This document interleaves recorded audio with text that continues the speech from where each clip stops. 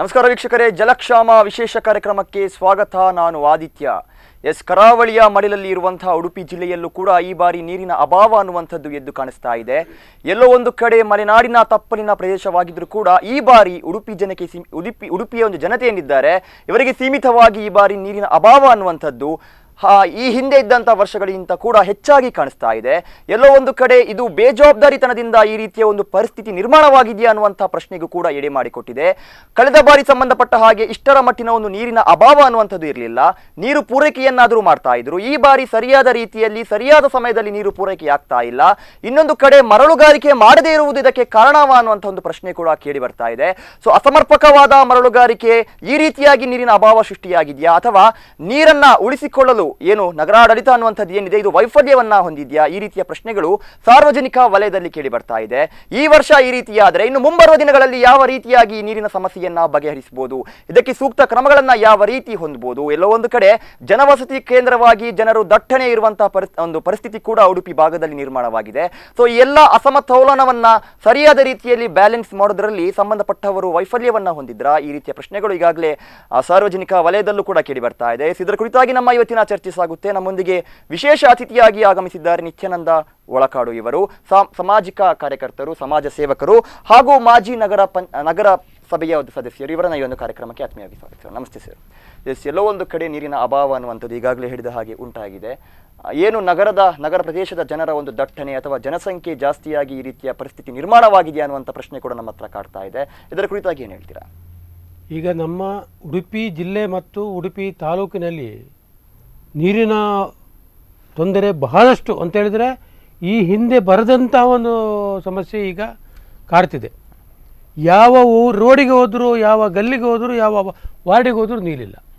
ನೀರು ಅದೂ ಅಲ್ಲದೆ ಟ್ಯಾಂಕರ್ ಮೂಲಕ ನಮಗೆ ಇಷ್ಟು ಹಣ ಕೊಡ್ತೇವೆ, ಜಾಸ್ತಿ ಹಣ ಕೊಡ್ತೇವೆ ಎಂದರೂ ನೀವು ಇವತ್ತು ನೀರಿಲ್ಲ.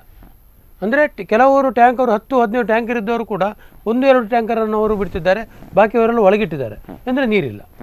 ಅವರು ತೆಗೆದುಕೊಂಡು ಹೋಗುವಂಥ ಬಾವಿಯಲ್ಲಿ ಅವರಿಗೆ ಬೇಕಾದಷ್ಟು ಸಿಗುವಂಥ ಬಾವಿಯಲ್ಲಿ ಕೂಡ ನೀರಿಲ್ಲದ ಪರಿಸ್ಥಿತಿ ಈಗ ನೋಡುವಾಗ ಹಾಗಾದರೆ ಜನರು ಯಾವ ರೀತಿ ಇರಬೇಕು ಅಂತ ಅನಿಸ್ಬೇಕಾಗ್ತದೆ. ಈಗ ತಾವು ಹೇಳಿದಾಗೆ ಜನಸಂಖ್ಯೆ ಜಾಸ್ತಿ ಆದರೂ ಕೂಡ ನಮ್ಮ ಇಲ್ಲಿಯ ವಾತಾವರಣಕ್ಕೆ ಯಾವ ರೀತಿಯ ನೀರು ಕೂಡ ಕಷ್ಟಕರ ಆಗಲಿಕ್ಕೆ ಸಾಧ್ಯ ಇಲ್ಲ. ಅಂದರೆ ಇಲ್ಲಿ ಕೃಷ್ಣಮುಖಿಯ ಪುರಾಣನ ನಾಡು ಅಂತ ಹೇಳಿದರೆ ಅಷ್ಟು ಇಲ್ಲಿ ಮಳೆ ಬೇಕಾದಷ್ಟು ಬರುವಂಥ ಪ್ರದೇಶ, ಸುತ್ತ ಸಮುದ್ರ ಇದೆ, ಬೇಕಾದಷ್ಟು ಇಲ್ಲಿ ವ್ಯವಸ್ಥೆಗಳಿವೆ. ಇಲ್ಲಿ ನೀರಿನ ಅಂಶಗಳು ಯಾವುದೇ ರೀತಿಯಲ್ಲಿ ಕಡಿಮೆ ಆಗಲಿಕ್ಕೆ ಬರುವುದಿಲ್ಲ ಅಂತೇಳಿ ನನ್ನ ಭಾವನೆ. ಸರ್, ಎಲ್ಲೋ ಒಂದು ಕಡೆ ಕಳೆದ ಬಾರಿ ಸಂಬಂಧಪಟ್ಟ ಹಾಗೆ ನಾವು ಅಗತ್ಯ ಕ್ರಮಗಳನ್ನು ಕೈಗೊಂಡಿದ್ದೇವೆ. ಮುಂಬರುವ ವರ್ಷಗಳಲ್ಲಿ ನೀರಿನ ಸಮಸ್ಯೆ ಬರಬಾರ್ದು, ಈ ರೀತಿಯಾಗಿ ಬಜೆ ಡ್ಯಾಮ್ ಇರ್ಬೋದು, ಇದರ ಅಭಿವೃದ್ಧಿಯನ್ನ ಮಾಡ್ತೀವಿ. ಅಥವಾ ಈ ಬಾರಿಗೆ ಸಂಬಂಧಪಟ್ಟ ಹಾಗೆ ಪ್ರಮುಖವಾಗಿ ನೋಡೋದಾದ್ರೆ ಜನರು ಹಣ ಕೊಟ್ಟು ನೀರನ್ನು ಖರೀದಿ ಮಾಡ್ತಾ ಇದ್ದಾರೆ. ಎಲ್ಲೆಲ್ಲೂ ಕೂಡ ಟ್ಯಾಂಕರ್ಗಳು ಓಡಾಡ್ತಾ ಇದೆ. ಸಂಬಂಧಪಟ್ಟ ಹಾಗೆ ಏನು ಇದಕ್ಕೆ ಜವಾಬ್ದಾರಿಯನ್ನು ಹೊಂದಿದವರು ನೀರು ಪೂರೈಕೆಯನ್ನ ಮಾಡ್ತಾ ಇಲ್ಲ, ಸರಿಯಾದ ರೀತಿಯಲ್ಲಿ ಇದರ ಕುರಿತಾಗಿ ಗಮನವನ್ನು ಹರಿಸಿಲ್ಲ ಅನ್ನುವಂಥ ದೂರುಗಳು ಕೇಳಿ ಬರ್ತಾ ಇದೆ. ಸಮರ್ಪಕವಾಗಿ ನೀರು ಪೂರೈಕೆ ಆಗ್ತಾ ಇಲ್ಲ ದಿನಕ್ಕೆ ಸಂಬಂಧಪಟ್ಟ ಹಾಗೆ. ಈಗ ನೋಡಿ, ಈಗ ಎರಡನೇ ಸ್ವರ್ಣ ಹಂತದ ಯೋಜನೆಯಲ್ಲಿ ಈಗ ಇರೋದು ಡಾಕ್ಟರ್ ವಿ.ಎಸ್. ಆಚಾರ್ಯ ಇರುವಾಗ 3ನೇ ಹಂತದ ಸ್ವರ್ಣ ಯೋಜನೆಯನ್ನು ಮಾಡಲಿಕ್ಕೆ ಅವರು ನಿರ್ಧಾರವನ್ನು ಮಾಡಿದರು. ಆವಾಗ ಒಂದು ಮಾಡಿದರೆ ನಮಗೆ ಈಗ ಸ್ವಲ್ಪ ಪ್ರಯೋಜನ ಬರ್ತಿತ್ತು. ಯಾವಾಗ ಅದು ಹೇಳಿದ್ದು? Doctor VS. ಆಚಾರ್ಯ ಇರುವಾಗ. ಆವಾಗ ವಾರಾಹಿಯಿಂದ ಬರುವಂಥ ನೀರಿಗೆ ಅಷ್ಟು ಇದು ಕೊಡಲಿಲ್ಲ. ಯಾಕಂದ್ರೆ ನಾವು ಇಲ್ಲಿ ಇರುವಂಥ ಶುದ್ಧ ನೀರನ್ನೇ ನಾವು ಬರಬೇಕು ಎಂಬ ದೃಷ್ಟಿಯಲ್ಲಿ ವಿ.ಎಸ್. ಆಚಾರ್ಯರು ಇದ್ದರು. ಅದು ಆಗಲಿಲ್ಲ. ಅದೇ ಆಗ್ತಿತ್ತು. ಅವರು ಈಗ ಬೇಕಾಗುವಂಥ ಟೆಕ್ನಿಕಲ್ ಯಾರು ಇಂಜಿನಿಯರ್ ಇಲ್ಲಿ ಇಲ್ಲ. ನಮ್ಮ ನಗರಸಭೆಯಲ್ಲಿ ನೋಡಿ, ಈಗ ಪೌರಾಯುಕ್ತರು ಇರ್ಬೋದು, ಪೌರಾಯುಕ್ತರಿಗೆ ಈಗ ನಗರಸಭೆಯ ಆ್ಯಕ್ಟ್ ಪ್ರಕಾರ ಅವರಿಗೆ ಏನು ಗೊತ್ತಿಲ್ಲ, ಏನಾಗಬೇಕು, ಯಾವ ರೀತಿ ಹೂಳೆತ್ತಬೇಕು, ಯಾವ ರೀತಿ ಮಾರ್ಗದರ್ಶನ ಕೊಡಬೇಕು ಎಂಬುದು ಅವರು ಈ ನಮ್ಮ ನಗರಸಭೆ ವ್ಯಾಪ್ತಿಗೆ ಸಂಬಂಧಪಟ್ಟ ಕಮಿಷನರ್ ಅಲ್ಲ. ಅವರು ಆಗಿರೋ ಯಾರ ಹತ್ರ ಕೇಳಬೇಕಾಗ್ತದೆ? ಹಿಂದಿನ ಇಂಜಿನಿಯರ್ ಕಮಿಷನರಿಗೆ ಹೀಗೆ ಮಾಡಬೇಕು ಸರ್ ಅಂತ ಹೇಳಿಕಾಗುತ್ತಾ? ಆಗೋದಿಲ್ಲ. ಹಾಗಿರುವಾಗ ಎಲ್ಲವನ್ನು ಈಗ ಪರಿಗಣಿಸಿಕೊಂಡು ಇಲ್ಲಿ ಎಲ್ಲ ರೀತಿಯಲ್ಲಿ ವ್ಯವಸ್ಥೆಯನ್ನು ಸರ್ಕಾರ ಇದೆ ಅವರ ಜಿಲ್ಲಾಧಿಕಾರಿ ಯಾರು ಅವರಿಗೆ ಆದೇಶ ಅವ್ರು ನೀಡಬೇಕಾಗ್ತದೆ. ಹಾಗೆ ಇಲ್ಲಿ ನೋಡಿ, ಈಗ ನಿರಂತರ ಇವತ್ತು ನನಗೆ ನಾನು ಇಷ್ಟವರೆಗೆ ಕೊಡ್ತಿದ್ದೆ, ಉಡುಪಿಯಲ್ಲಿ ಫಸ್ಟ್ ಉಚಿತವಾಗಿ ನೀರು ಕೊಟ್ಟವಂತ ಹೇಳಿದರೆ ನಮ್ಮ ಜಿಲ್ಲಾ ನಾಗರಿಕ ಸಮಿತಿ. ಎಲ್ಲ ವಾರ್ಡುಗಳಿಗೂ 35 ವಾರ್ಡುಗಳಲ್ಲಿ ಸ್ಲಮ್ ಏರಿಯಾಕ್ಕೆ ಕೊಡಂಕೂರು, ನಿಟ್ಟೂರು, ಹನುಮಂತನಗರ, ಕುಕ್ಕಿಕಟ್ಟೆ, ಇಂದಿರಾನಗರ ಎಲ್ಲ ಸ್ಲಮ್ ಏರಿಯಾ ಎಲ್ಲಿದೆ ಎಲ್ಲ ಕಡೆಗೆ ನಾನು ಮೊದಲಾಗಿ ಉಚಿತವಾಗಿ ನೀರು ಕೊಟ್ಟವ ನಾನು. ಮತ್ತೆ ಎಲ್ಲರೂ ಕೊಟ್ಟಿದ್ದಾರೆ, ಪ್ರಮೋದ್ ಮಧ್ವರಾಜು ಕೊಟ್ಟಿದ್ದಾರೆ, ಕೌನ್ಸಿಲರ್ಸು ಕೊಟ್ಟಿದ್ದಾರೆ, ಎಲ್ಲರೂ ಕೊಟ್ಟಿದ್ದಾರೆ. ಕಳೆದ ಬಾರಿ ಪ್ರತಿ ವಾರ್ಡಿಗೂ ನೀರಿಗೆ ಬೇಕಾದಷ್ಟು ಸಿಕ್ಕಿದೆ. ಹೇಗೆ ಹೇಳಿ? ಓಟ್ ಹತ್ತಿರ ಬಂದಿದೆ. ಇವಾಗ ಓಟ್ ಹತ್ತಿರ ಯಾವ ಕೌನ್ಸಿಲರ್ಸ್ ಈಗ ಕೊಡ್ತಿದ್ದಾರೆ? ಆಯ್ಕಾದ ಕೌನ್ಸಿಲರ್ 1, 2, 3 ಏನೋ 3 ಕಡೆಯಲ್ಲಿ ಕೊಡ್ತಿದ್ದಾರೆ ಅಂತೇಳಿ ನನ್ನ ಗಮನಕ್ಕೆ ಬಂದು. ಯಾರು ಕೊಡ್ತಿದ್ದಾರೆ ಹೇಳಿ? ಈ ಒಂದು ಕಡೆಯಿಂದ ನಗರಸಭೆಯಿಂದ ಟ್ಯಾಂಕರ್ ಇಲ್ಲ, ಒಂದು ಕಡೆಯಿಂದ ನಗರಸಭೆಯ ನೀರು ಸರಬರಾಜು ಇಲ್ಲ, ಇನ್ನೊಂದು ಕಡೆಯಿಂದ ಕೌನ್ಸಿಲರ್ಸ್ ಯಾರು ಇನ್ನಾಗಿ ಆಯ್ಕೆಯಾಗಿದ್ದಾರೆ ಅವರು ಇಲ್ಲ, ಮಾಜಿ ಕೌನ್ಸಿಲರ್ಸ್ ಯಾರಿದ್ದಾರೆ ಅವರು ಇಲ್ಲ. ಕೊಡ್ಬೋದಿತ್ತಲ್ವ? ಯಾರೇ ಆಗಲಿ, ಮಾಜಿ ಆಗಲಿ ಹಾಲಿ ಆಗಲಿ, ಈಗ ಅವರು ಕೂಡ ಆ ಪ್ರದೇಶದ ಒಂದು ಕೌನ್ಸಿಲರ್ಸೇ ಆಯ್ಕೆ ಮಾಡಿದ್ದಾರೆ, ಓಟು ಕೊಟ್ಟಿದ್ದಾರೆ. ಹಾಗಿರೋ ಅವರಿಗೆ ಒಂದು ಕೊಡ್ಬೋದಲ್ಲ? ಯಾವ ರೀತಿಯಲ್ಲೂ ಕೊಡ್ಬೋದಲ್ವ? ಯಾರ ಕಾಡಿ ಬೇಡಿಯಾದರೂ ನಾವು ಕೊಡೋದಿಲ್ವ? ಹಾಗೆ ಕೊಡ್ಬೋದಲ್ವ? ಈಗ ನಗರಸಭೆಯವರು ಯಾಕೆ ಇಲ್ವೋ? ಅವರಿಗೆ ಇಲ್ಲ, ಅಲ್ಲಿ ಬಜೆಯಲ್ಲಿ ಏನೋ ಕಷ್ಟ ಇರ್ಬೋದು. ಈಗ ನೋಡಿ ನಮ್ಮ ಇವರು ಹೋಗಿದ್ದಾರೆ, ಯಾರು MLA ರಘುಪತಿ ಭಟ್ರು ಹೋಗಿದ್ದಾರೆ, ಬಜೆಯಲ್ಲಿ ಪಂಪ್ ಮುಖಾಂತರ ಕೊಡ್ಲಿಕ್ಕೆ ಹೋಗಿದ್ದಾರೆ. ಅಲ್ಲಿ ಆಗ್ತಾ ಇಲ್ಲ. ಅಲ್ಲಿ ನೀರು ಬೇಕಾದಷ್ಟು ಇದೆ. ಇದೇ ಮಾನ್ಯ ನಮ್ಮ ರಘುಪತಿ ಭಟ್ರು ಹೇಳಿದ್ದಾರೆ, ಪತ್ರಿಕೆಯಲ್ಲಿ ಕೊಟ್ಟಿದ್ದಾರೆ, ಇನ್ನೂ 1 ತಿಂಗಳು ಬರುವಷ್ಟು ನೀರಿದೆ ಅಂತೇಳಿ. ಒಂದು ಮಾನ್ಯ ಗೌರವಾನ್ವಿತ ಒಂದು MLA ಅವರು ನೀರಿದೆ ಅಂತ ಹೇಳುವಾಗ ಅಧಿಕಾರಿಯವರು ಇಲ್ಲ ಅಂತೇಳಿ ಹೇಗೆ ಹೇಳ್ತಾರೆ? ಅವರು ಕೂಡ ಸರ್ವೆ ಮಾಡಿದವರೇ. ಈಗ ಉಂಟು ಹೇಳ್ತಾರೆ, ಈಗ ಕೊಡ್ತಾ ಇಲ್ಲ. ಈಗ ಏನೋ ನಿನ್ನೆಯಿಂದ ಏನೋ ಡ್ರೆಂಜಿಂಗ್ ಮಾಡ್ತಿದ್ದಾರೆ, ನೀರನ್ನು ಸರಬರಾಜು ಈಗ ಮಾಡ್ತಿದ್ದಾರೆ. ಇನ್ನು ನಾಳೆ ನಾಡ್ದಲ್ಲಿ ನೋಡಬೇಕು. ಒಂದು ತೊಟ್ಟು ನೀರಲ್ಲ ಸರ್, 5-6 ದಿವಸ ಆಯ್ತು. ಪ್ರಕ್ರಿಯೆ ತುಂಬಾ ತಡವಾಯಿತು ಅಂತ ಅನ್ಸಲ್ಲ. ಇನ್ನೇನು ಕೆಲವು ದಿನಗಳಲ್ಲಿ ಮಳೆಗಾಲ ಆರಂಭವಾಗುತ್ತೆ. ತಡ ಆಗುತ್ತೆ ಅಂತ ಹೇಳಿದ್ರೆ ಕೇಳುವವರು ಯಾರಿದ್ದಾರೆ ಹೇಳಿ? ಈಗ ಆಡಳಿತ ಮಂಡಳಿ ಇದ್ರೆ ಅವರಾದ್ರೂ ಒಂದು ಕೇಳ್ತಿದ್ರು, ಅಧ್ಯಕ್ಷರ ಉಪಾಧ್ಯಕ್ಷರ ಸದಸ್ಯರ ಗಲಾಟೆ ಮಾಡ್ತಿದ್ರು. ಈಗ ಯಾರ ಗಲಾಟೆ ಮಾಡೋದು? ಈಗ ಎಲ್ಲ ಕೌನ್ಸಿಲರ್ಸ್ ಕೇಳಿದ್ರೆ ನಮಗೆ ಅಧಿಕಾರ ಕೊಡಲಿಲ್ಲ, ಇಷ್ಟೇ ಮಾತು, ಬೇರೆ ಯಾವುದೂ ಮಾತಿಲ್ಲ. ನನಗೆ ಅಧಿಕಾರ ಕೊಡಲಿಲ್ಲ. ಅಧಿಕಾರ ಕೊಡಲಿ ಬಿಡಲಿ, ನನ್ನನ್ನು ಆಯ್ಕೆ ಮಾಡಿದ್ದಾರೆ ಮನುಷ್ಯರು, ನಾಗರಿಕರು ಆಯ್ಕೆ ಮಾಡಿದ್ದಾರೆ, ಅವ್ರು ಕೊಡ್ಬೋದಲ್ವಾ? ಯಾಕೆ ಕೊಡ್ಲಿಕ್ಕೆ ಆಗೋದಿಲ್ಲ? ಕೊಡಬೇಕು. ನಮ್ಮನ್ನು ಆಯ್ಕೆ ಮಾಡಿದವರು ನಮಗೆ ಇನ್ನೂ ಬೇಕು, ನಮ್ಮ ಪಕ್ಷ ಅಭಿವೃದ್ಧಿ ಆಗಬೇಕು, ಪಕ್ಷದ ನಮ್ಮನ್ನು ಜನರು ನಮ್ಮ ಸೇವೆ ಮಾಡ್ತಾರೆ ಅಂತ ಹೇಳಬೇಕು. ಯಾರಿಗೆ ಮನಸ್ಸಿಲ್ಲ. ಹಾಗಿರುವಾಗ ಇಲ್ಲಿ ಯಾವ ರೀತಿ ಬದುಕಬೇಕು ಎಂಬ ಆಲೋಚನೆಯನ್ನು ನಾವು ಸಾರ್ವಜನಿಕರು ಮಾಡಬೇಕಾಗ್ತದೆ. ಯಾಕಂದ್ರೆ ಕಳೆದ ಬಾರಿ, ನಿಮ್ಮ ಪ್ರಕಾರ ಕಳೆದ ಬಾರಿಗೆ ಸಂಬಂಧಪಟ್ಟ ಹಾಗೆ ಅಥವಾ ಈ ಬಾರಿ ನೋಡೋದಾದ್ರೆ 2 ವರ್ಷಗಳನ್ನ ಡಿಫರೆನ್ಸ್ ಮಾಡಿ ನೋಡೋದಾದ್ರೆ ಯಾವ ವರ್ಷದಲ್ಲಿ ಹೆಚ್ಚಿನದಾಗಿ ನೀರಿನ ಅಭಾವ ಅನ್ನುವಂಥದ್ದು ಸೃಷ್ಟಿಯಾಗಿತ್ತು? ಈಗ ಕಳೆದ ವರ್ಷ ಕೂಡ ನೀರಿನ ಅಭಾವ ಅಂತ ಹೇಳಿದ್ರು, ಎಲ್ಲಾ ರೀತಿಯ ಕ್ರಮಗಳನ್ನು ಕೈಗೊಳ್ತಾ ಇದ್ದೀವಿ. ಅಭಾವ ಅಂತ ಹೇಳಿದ್ರೆ ಸರ್, ಅಭಾವ ಅಂತ ಹೇಳಿದ್ರೆ ಈ ಹಿಂದೆ ಒಂದು ಸಾಧಾರಣ 8 ವರ್ಷದ ಹಿಂದೆ ನೀರಿನ ಅಭಾವ ಇತ್ತು. ಕಳೆದ ಬಾರಿ ಅದು ಹಿಂದಿನ ಬಾರಿ ಸ್ವಲ್ಪ ಏನೋ ಒಂದು ಮಳೆಯ ಏನೋ ಒಂದು ಲಾಸ್ಟ್ ಮೂಮೆಂಟಿಗೆ ಜಾಸ್ತಿ ಬಂದಿತ್ತು. ಮತ್ತು ಬೇಗ ಒಂದು ಮಳೆ ಬಂದ ಕಾರಣ ನಮ್ಗೆ ಇಲ್ಲಿ ಮಳೆ ನಮ್ಗೆ ಉಪಯೋಗ ಇಲ್ಲ.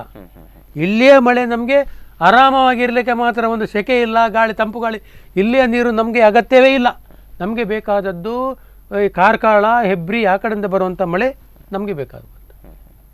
ಅಲ್ಲಿ ಬಂದರೆ ಮಾತ್ರ ನಮಗೆ ಇಲ್ಲಿ ನೀರು, ಇಲ್ಲಿ ಬಂದಂಥ ನೀರು ಸೀದಾ ಸಮುದ್ರಕ್ಕೆ ಹೋಗ್ತದೆ ವಿನಃ ನಮಗೆ ಇಲ್ಲಿ ಬೇಕಾಗಿಲ್ಲ. ಇಲ್ಲಿ ನಮಗೆ ಸ್ವಲ್ಪ ಮಳೆ ಬಂತು, ಒಂದು ಖುಷಿಯಲ್ಲಿ ಆರಾಮ ನಿದ್ದೆ ಬರ್ತದೆ ಅಂತ ಹೇಳ್ಬೋದು ಅಷ್ಟೇ ವಿನಃ ಕುಡಿಲಿಕ್ಕೆ ನೀರು ಸಿಗ್ತದೆ ಅಂತೇಳಿ ಹೇಳಿ ಬಯಸೋದು ತಪ್ಪು. ಅಂತರ್ಜಲದ ಮಟ್ಟ ಕುಸಿದಿದೆ ಅನ್ನುವಂಥ ಮಾತುಗಳು ಕೇಳ್ತಾ ಇದೆ. ಅಂತರ್ಜಲವನ್ನ ಉಳಿಸಿಕೊಳ್ಳುವಲ್ಲಿ ನಾಗರಿಕರು ವಿಫಲರಾದ್ರ ಅಥವಾ ನಗರಸಭೆ ವಿಫಲವಾಯಿತು? ನೋಡಿ, ನಗರಸಭಾ ವ್ಯಾಪ್ತಿಯಲ್ಲಿ ಸರಕಾರಿ ಬಾವಿ 42 ಅಂತ ಹೇಳಿ ಸರಕಾರಿಯಲ್ಲಿ ನಮ್ಮ ನಗರಸಭೆಯಲ್ಲೇ ನಮಗೆ ಹೇಳಿದ್ದಾರೆ. ನಾವು ನೋಡಿದೆವು. ನಾನು ಮತ್ತು ನನ್ನ ಸಮಿತಿಯ ತಾರತಮ್ಯಸ್ಥರು ಇಡೀ ನಗರಸಭೆ ವ್ಯಾಪ್ತಿಯಲ್ಲಿ ಬಾವಿ ಎಲ್ಲೆಲ್ಲಿದೆ ಅಂತೇಳಿ ನೋಡಿ ನಾವು ಹುಡುಕಿಕೊಂಡು ಹೋಗಿದ್ದೇವೆ. ಯಾಕೆ ಹುಡುಕಿಕೊಂಡು ಹೋಗಿದೆ ಅಂತ ಹೇಳಿದರೆ, ಯಾವ ಬಾವಿಯಲ್ಲಿ ಎಷ್ಟು ನೀರಿದೆ, ಎಷ್ಟು ನೀರನ್ನು ಎಲ್ಲಿ ಏನು ಅಲ್ಲಿ ತೊಂದರೆ ಆಗಿದೆ, ಅಲ್ಲಿ ಏನು ಮಾಡಿದರೆ ಆಗ್ತದೆ ಎಂಬ ದೃಷ್ಟಿಯಿಂದ ನಾನು ಹೋಗಿದ್ದೇನೆ. ಎಲ್ಲ ಕಡೆಗೆ ನಾವು 42 ಕಡೆ ಅಂತ ಹೇಳ್ತಾರೆ. ಇದೇ ಒಂದು ನಮ್ಮ ಗುಂಡಿಬೇಲು ವಾರ್ಡಲ್ಲಿ 4-5 ಏನು ಸರ್ಕಾರಿ ಬಾವಿಗಳಿವೆ. ದೊಡ್ಡ ದೊಡ್ಡ ಬ್ರಿಟಿಷರ ಕಾಲದ ಬಾವಿ ಅದು. ಈಗಿನ ಕಲ್ಲು ಏನಂತ ಹೇಳಿದರೆ ಅಷ್ಟು ಅಚ್ಚುಕಟ್ಟಾಗಿ ಕಟ್ಟಿದಂಥ ಕಲ್ಲುಗಳು ಅಷ್ಟು ಚೆಂದ ಕಾಣ್ತದೆ ಬಾವಿ. ಈಗ ಮಿನಿ ಕಟ್ಟಲಿಕ್ಕೆ ಸಾಧ್ಯ ಇಲ್ಲ. ಹಾಗೆ ನಾನು ಒಂದು ದೊಡ್ಡ ಗುಡ್ಡನೆಯಲ್ಲಿರುವಂಥ ಪ್ರದೇಶ ಹೋದೆ, ಅಷ್ಟು ಚೆಂದ ಇದೆ ಬಾವಿ, ನೀರು ಬೇಕಾದಷ್ಟಿದೆ. ಅದರಲ್ಲಿ ನೀರು ನೋಡುವಾಗ ಹುಳಗಳು ತುಂಬಿವೆ ಅದರಲ್ಲಿ. ಹೇಗೆ ನೀರಿನಲ್ಲಿ ಅಂತ ಹೇಳಿದ್ರೆ ಈ ಸುತ್ತಮುತ್ತ ಅದರಲ್ಲಿ ಗಿಡ ಬೆಳೆದುಕೊಂಡಿದೆ. ಆ ಗೆಲ್ಲಿನ ಗಿಡದ ಎಲೆಗಳು ಬಿದ್ದು ನೀರು ಕಲುಷಿತಗೊಂಡು ಕುಡಿಲಿಕ್ಕಾಗೋದಿಲ್ಲ. ಅವರಿಗೆ ಬೊಬ್ಬಡಿತಿದ್ದಾರೆ, ನಾವು ಕೊಡಪನದಲ್ಲಿ ಹೇಳ್ದಾದ್ರು ನಾವು ಜೀವನ ತೆಗಿತೇವೆ, ನನಗೆ ಇದನ್ನು ಶುದ್ಧ ಮಾಡಿ ಕೊಡಿ ಅಂತೇಳಿ. ಅದನ್ನು ಈಗ ಮೊನ್ನೆ ಇದು ಮಾಡಿದ್ದೇನೆ. ಅದರ ಬಗ್ಗೆ ಏನಾಗ್ತದೆ ಅಂತೇಳಿ ಇನ್ನು ಕಮಿಷನರ ಜಿಲ್ಲಾಧಿಕಾರಿಯವರ ಅದರ ಬಗ್ಗೆ ಆಲೋಚನೆ ಮಾಡಬೇಕಾಗಿ ನಾನು ಕೇಳ್ಬಿಡ್ತೇನೆ. ಎಸ್, ಇನ್ನೊಂದು ಕಡೆಯಲ್ಲಿ ಡ್ಯಾಮ್ಗಳ ಅಭಿವೃದ್ಧಿ ಸರಿಯಾದ ರೀತಿಯಲ್ಲಿ ಆಗ್ತಾ ಇಲ್ಲ. ಈ ಸಮಸ್ಯೆಯಿಂದಾಗಿ ನೀರಿನ ಅಭಾವ ಅನ್ನುವಂಥದ್ದು ಕಾಣಿಸ್ತಾ ಇದೆ. ಎಲ್ಲೋ ಒಂದು ಕಡೆ ಹಿರಿಯಡ್ಕದ ಕಡೆಯಿಂದ ಬರುವಂತಹ ನೀರು ಇತ್ತ ಕಡೆ ಉಡುಪಿಗೆ ಬರುವಾಗ ಕಮ್ಮಿ ಆಗ್ತಾ ಇದೆ ಹೊರತು ಸರಿಯಾದ ರೀತಿಯಲ್ಲಿ ಪೂರೈಕೆ ಆಗ್ತಾ ಇಲ್ಲ ಅನ್ನುವಂಥ ದೂರುಗಳು ಕೂಡ ಕೇಳಿ ಬರ್ತಾ ಇದೆ. ಮತ್ತು ಕೆಲವರೆಲ್ಲ ನಾನಾ ರೀತಿಯ ಉದಾಹರಣೆ ಕೊಡ್ತಾರೆ, ಹೋಗಿ ತೆಗಿಲಿಲ್ಲ ಅದು ತೆಗಿಲಿಲ್ಲ ಅಂತ ಉದಾಹರಣೆ ಕೊಡ್ಬೋದು. ಈಗ ನೋಡಿ, ಶಿರೂರು ಮಠ ಅಲ್ಲಿದೆ, ಆ ಶಿರೂರು ಮಠದ ಎದುರುಗಡೆ ಅದೇ ಸಂಪರ್ಕದ್ದು ಬರುವಂಥದ್ದು ನೀರು, ಅಲ್ಲಿ ಬೇಕಾದಷ್ಟು ನೀರಿದೆ. ಶಿರೂರು ಸ್ವಾಮೀಜಿಯವರು ಇರುವಾಗ ನಮ್ಮ ಅಧಿಕಾರಿಯವರು ಅಲ್ಲಿ ಹೋಗಲಿಕ್ಕೆ ಎದುರ್ತಿದ್ರು, ಅವ್ರು ಬಿಡ್ತಿರಲಿಲ್ಲ. ಅಲ್ಲಿ ಯಾವ ರೀತಿಯೂ ಡ್ರಜ್ಜಿಂಗ್ ಮಾಡಲಿಕ್ಕೆ ಬಿಡೋದಿಲ್ಲ, ನೀರನ್ನು ಸಂಪರ್ಕಿಸಿ ಬಿಡೋದಿಲ್ಲ, ಯಾಕಂದರೆ ಅವರಿಗೆ ಅವರ ಜಾಗ ಬೇಕು ಅಂತೇಳಿ. ಈಗ ಹೋಗ್ಬೋದಲ್ಲ, ಬೇಕಾದಷ್ಟು ನೀರಿದೆ ಅಲ್ಲಿ, ಅಲ್ಲಿಂದ ಅವರು ಬೇಕಾದರೆ ಅದನ್ನು ಯಾವ ರೀತಿ ತಗೊಂಡು ಹೋಗ್ಬೇಕು ಆ ರೀತಿ ಅವರು ಸರ್ವ್ ಮಾಡಿ ತಗೊಂಡು ಹೋಗ್ಬೋದು. ಮನಸ್ಸಿದ್ರೆ ಮಾರ್ಗ, ಏನು ಮಾಡಲಿಕ್ಕೆ ಆಗ್ತದೆ. ಎಸ್, ಕಾರ್ಯಕ್ರಮಕ್ಕೆ ಇನ್ನೋರ್ವ ಅತಿಥಿ ರಮೇಶ್ ಕಾಂಚನ್ ಅವರು ಆಗಮಿಸಿದ್ದಾರೆ, ನಗರಸಭಾ ಸದಸ್ಯರು. ಇವರನ್ನ ಕೂಡ ಈ ಒಂದು ಕಾರ್ಯಕ್ರಮಕ್ಕೆ ಸ್ವಾಗತಿಸೋಣ. ಎಸ್, ನಮಸ್ತೆ ಸರ್, ರಮೇಶ್ ಕಾಂಚನ್ ಅವರಿಗೆ ಸ್ವಾಗತ ಕಾರ್ಯಕ್ರಮಕ್ಕೆ. ಎಸ್, ಈಗಾಗಲೇ ನಾವು ಮಾತನಾಡ್ತಾ ಇದ್ವಿ ರಮೇಶ್ ಅವರೇ, ಈಗಾಗಲೇ ನೀರಿನ ಅಭಾವ ಅನ್ನುವಂಥದ್ದು ಹೆಚ್ಚಾಗ್ತಾ ಇದೆ, ನಗರಸಭೆಯ ಒಂದು ಬೇಜವಾಬ್ದಾರಿತನ ಇದಕ್ಕೆ ಕಾರಣ ಅನ್ನುವಂಥ ಮಾತುಗಳು ಕೂಡ ಕೇಳಿ ಬಂದಿತ್ತು. ಇದರ ಕುರಿತಾಗಿ ಏನು ಹೇಳ್ತೀರಾ? ಸ್ವಲ್ಪ ಮಟ್ಟಿಗೆ ಹೇಳ್ಬೋದು, ಯಾಕೆಂದರೆ ಇದು ಉಡುಪಿಗೆ ಹೊಸತೇನಲ್ಲ. ನೀರಿನ ಅಭಾವ ಈ ಸಂದರ್ಭದಲ್ಲಿ ಬರುವಂಥದ್ದು ಭಾಳ ವರ್ಷದಿಂದ ಇದು ನಡೀತಾನೆ ಬಂದಿದೆ. ಅದಕ್ಕೋಸ್ಕರನೇ ಮಾಜಿ ಸಚಿವರಾದಂಥ ಪ್ರಮೋದ್ ಮಧುರಾಜರವರು ಶಾಶ್ವತ ಪರಿಹಾರ ಉಡುಪಿಗೆ ನೀರಿನ ಬಗ್ಗೆ ಆಗಬೇಕು ಎಂಬ ದೃಷ್ಟಿಯಿಂದ ಎಷ್ಟೋ ಕೋಟಿ ಅನುದಾನವನ್ನು ಬಿಡುಗಡೆ ಮಾಡಿ DPR ಆಗಿ ಆನ್ ಪ್ರೋಗ್ರೆಸ್ ಆಗ್ತಾಯಿದೆ. ಪ್ರಾಯಶಃ ಜನ ಅವರನ್ನು ತಿರಸ್ಕಾರ ಮಾಡಿದ ನಂತರ ಅದು ಅಲ್ಲಿಗೆ ನಿಂತು ಹೋಗಿದೆ ಎಂಬ ಅಭಿಪ್ರಾಯ ಜನರ ಭಾವನೆಯಲ್ಲಿ ಬಂದಿದೆ, ನಮ್ಮ ಭಾವನೆ ಕೂಡ ಇದೆ. ಆ ರೀತಿ ಆಗಬಾರ್ದು. ಡೆವಲಪ್ಮೆಂಟ್ ವಿಚಾರದಲ್ಲಿ ಉಡುಪಿಯ ಜನರಿಗೆ ಶಾಶ್ವತ ನೀರಿನ ಯೋಜನೆಯನ್ನು ಕೊಡಬೇಕು ಎಂಬ ದೃಷ್ಟಿಯಿಂದ ಒಳ್ಳೆಯ ಯೋಜನೆಯನ್ನು ತಂದಿದ್ದಾರೆ. ಪ್ರಾಯಶಃ ಈಗಿನ ಯಾರು ಜನಪ್ರತಿನಿಧಿಗಳಿದ್ದಾರೆ ಅದನ್ನು ತಕ್ಷಣವಾಗಿ ಆ ಕಾಮಗಾರಿಯನ್ನು ಪ್ರಗತಿಗತಿಯಲ್ಲಿ ತಂದು ಉಡುಪಿಯ ಜನರಿಗೆ ನೀರು ಕೊಡುವಂಥ ವ್ಯವಸ್ಥೆ ಆಗಬೇಕಾಗಿದೆ. ಸ್ವಲ್ಪ ಮಟ್ಟಿಗೆ ಸ್ಲೋ ಆಗ್ತಾ ಇದೆ, ಇದು ಆಗಬಾರ್ದು. ಇದು ಆದಷ್ಟು ಫಾಸ್ಟಾಗಿ ಉಡುಪಿಯ ಜನರಿಗೆ ಒಂದು ಶಾಶ್ವತ ನೀರಿನ ಪರಿಹಾರ ಆಗಬೇಕು ಎಂಬ ನನ್ನ ಅಭಿಪ್ರಾಯ. ಎಸ್, ನೀರಿಗೆ ಸಂಬಂಧಪಟ್ಟ ಹಾಗೆ ಅಥವಾ ಸ್ಥಳೀಯ ವಾರ್ಡ್ಗಳ ಸಮಸ್ಯೆಗೆ ಸಂಬಂಧಪಟ್ಟ ಹಾಗೆ ನಗರಸಭಾ ಸದಸ್ಯರು ಏನಿದ್ದಾರೆ ಸಾಕಷ್ಟು ಬಹಳ ಮುಖ್ಯ ಪ್ರಾಮುಖ್ಯತೆಯನ್ನು ವಹಿಸ್ತಾರೆ. ಸೊ ಇದರ ಕುರಿತಾಗಿ ಯಾವ ರೀತಿಯಾಗಿ ಈಗಿನ ಜನಪ್ರತಿನಿಧಿಗಳಿಗೆ ಇವರು ಒತ್ತಡವನ್ನು ಹೇಳ್ತಾ ಇದ್ದಾರೆ? ಈಗಾಗಲೇ ಕಳೆದ ಬಾರಿ ನಮ್ಮ ಅವಧಿಯಲ್ಲಿ 22 ಬಾವಿಯನ್ನು ಸ್ವಚ್ಛವನ್ನು ಮಾಡಿದ್ದೇವೆ. ಅದೇ ರೀತಿ 8 ಬೋರ್ವೆಲ್ಗಳು ಏನು ಸಕ್ಕಿದಾಗಿತ್ತು ಅದನ್ನು ಕೂಡ ನಾವು ರೀಸೆಟ್ ಮಾಡಿ ಆಯಾ ವಾರ್ಡ್ ಮಟ್ಟದಲ್ಲಿ ಜನರಿಗೆ ನೀರು ಕೊಡುವಂಥ ವ್ಯವಸ್ಥೆಯನ್ನು ಕಳೆದ ಬಾರಿ ನಾವು ನಿರಂತರವಾಗಿ ಮಾಡ್ತಿತ್ತು. ಬಟ್ ಅದು ಈ ವರ್ಷ ಆಗಲಿಲ್ಲ. ನಾನೊಬ್ಬ ನಗರಸಭಾ ಸದಸ್ಯನಾಗಿ ಇದರ ಬಗ್ಗೆ ಭಾಳಷ್ಟು ಬಾರಿ ನಾನು ನಗರಸಭೆಯಲ್ಲಿ ಗಲಾಟೆ ಮಾಡಿದ್ದೇನೆ. ನೋಡಿ, ನೀರಿನ ಅಭಾವ ಬರ್ತಾ ಇದೆ, ನೀವು ಎಚ್ಚೆತ್ತುಕೊಳ್ಬೇಕು, ಜನರಿಗೆ ಸಮಸ್ಯೆ ಆಗ್ತದೆ, ಎಚ್ಚೆತ್ತುಕೊಳ್ಬೇಕು ಅಂತ ಹೇಳಿದ್ರು ಕೂಡ DC ಅವರ ಆದೇಶ ಇದ್ದರೂ ಕೂಡ DC ಮತ್ತು ನಗರಸಭೆಯವರು ಈ ನೀರಿನ ಮಟ್ಟವನ್ನು ನೋಡಿ 3 ದಿವಸಕ್ಕೊಮ್ಮೆ ಕೊಡಬೇಕು ಎಂಬ ಆದೇಶವನ್ನು ಮಾಡಿದರೂ ಕೂಡ ಇದನ್ನು ಉಲ್ಲಂಘನೆ ಮಾಡಿ ನಿರಂತರವಾಗಿ ಚುನಾವಣೆ ಹೊತ್ತಲ್ಲಿ ನೀರು ಕೊಟ್ಟರು. ಇದು ನಾಡ್ದು 20ನೇ ತಾರೀಕು ತನಕ ಬರ್ತಿತ್ತು ನೀರು. ಇದನ್ನು ನಿರಂತರವಾಗಿ ಜನಪ್ರತಿನಿಧಿಗಳ ಒತ್ತಡಕ್ಕೆ ಅಧಿಕಾರಿಗಳು ಮಣಿದು ನಿರಂತರವಾಗಿ ಕೊಟ್ಟರು. ಸೊ ಅದರ ಪರಿಣಾಮ ನಾವು ಇವತ್ತು ಅನುಭವಿಸ್ತಿದ್ದೇವೆ. 3 ದಿವಸಕ್ಕೊಮ್ಮೆ ಆವಾಗ ಕೊಡ್ತಿದ್ರೆ ಪ್ರಾಯಶಃ ಇಲ್ಲಿವರೆಗೆ ನಮಗೆ ಬರ್ತಿತ್ತು, ಏನು ಸಮಸ್ಯೆ ಆಗ್ತಿರಲಿಲ್ಲ. ಇದನ್ನು ಗೊತ್ತಾಗಿ ಅಧಿಕಾರಿಗಳು 3 ದಿವಸಕ್ಕೊಮ್ಮೆ ಅನೌನ್ಸ್ ಮಾಡಿದರು. ಬಟ್ ಅದನ್ನು ಉಲ್ಲಂಘನೆ ಮಾಡಿ ನಿರಂತರವಾಗಿ ಕೊಟ್ಟರು. ಈಗ ಬಜೆಟ್ ಡ್ಯಾಮ್ ಸಂಪೂರ್ಣ ಖಾಲಿಯಾಗಿದೆ. ಈಗ ಡ್ರೆಜ್ಜಿಂಗ್ ಮಾಡಲಿಕ್ಕೆ ಪ್ರಾರಂಭ ಮಾಡಿದ್ದಾರೆ. ಪ್ರಾಯಶಃ ಯಾವಾಗ ನಮಗೆ ನೀರು ಬೇಕು ಆವಾಗ ಬಾವಿ ತೋಡಿದರೆ ಆಗೋದಿಲ್ಲ, ಮುಂಚಿತವಾಗಿ ನಾವು ಅದಕ್ಕೆ ಡ್ರೆಜ್ಜಿಂಗ್ ಮಾಡುವಂಥ ವ್ಯವಸ್ಥೆ ಮಾಡಬೇಕಾಗಿದೆ.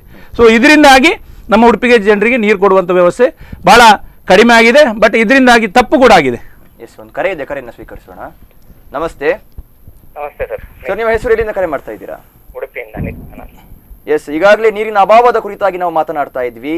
ಎಲ್ಲೋ ಒಂದು ಕಡೆ ಈ ಬಾರಿ ಸಮರ್ಪಕವಾಗಿ ನೀರಿನ ಪೂರೈಕೆ ಅನ್ನುವಂಥದ್ದು ಆಗ್ತಾ ಇಲ್ಲ ಅನ್ನುವ ಕುರಿತಾಗಿ ದೂರುಗಳು ಕೂಡ ಕೇಳಿ ಬರ್ತಾ ಇದೆ. ಇದರ ಕುರಿತಾಗಿ ನಿಮ್ಮ ಅಭಿಪ್ರಾಯ ಏನು ಸರ್? ಹೌದು, ಇದು ಪ್ರತಿ ವರ್ಷ ಇದೇ ಆಗೋದಲ್ಲ. ಈಗ ರಮೇಶ್ ಕಾಂಚನ್ ಮಾತಾಡಿದ್ರು, ಅವ್ರದ್ದು ಅಭಿಪ್ರಾಯ ಸರಿ ಇರ್ಬೋದು, ಅಲ್ಲ ಬಾವಿ ತೋಡ್ತೇವೆ ಅದು ಇದೆಲ್ಲ ಹೇಳಿದ್ರಲ್ಲ.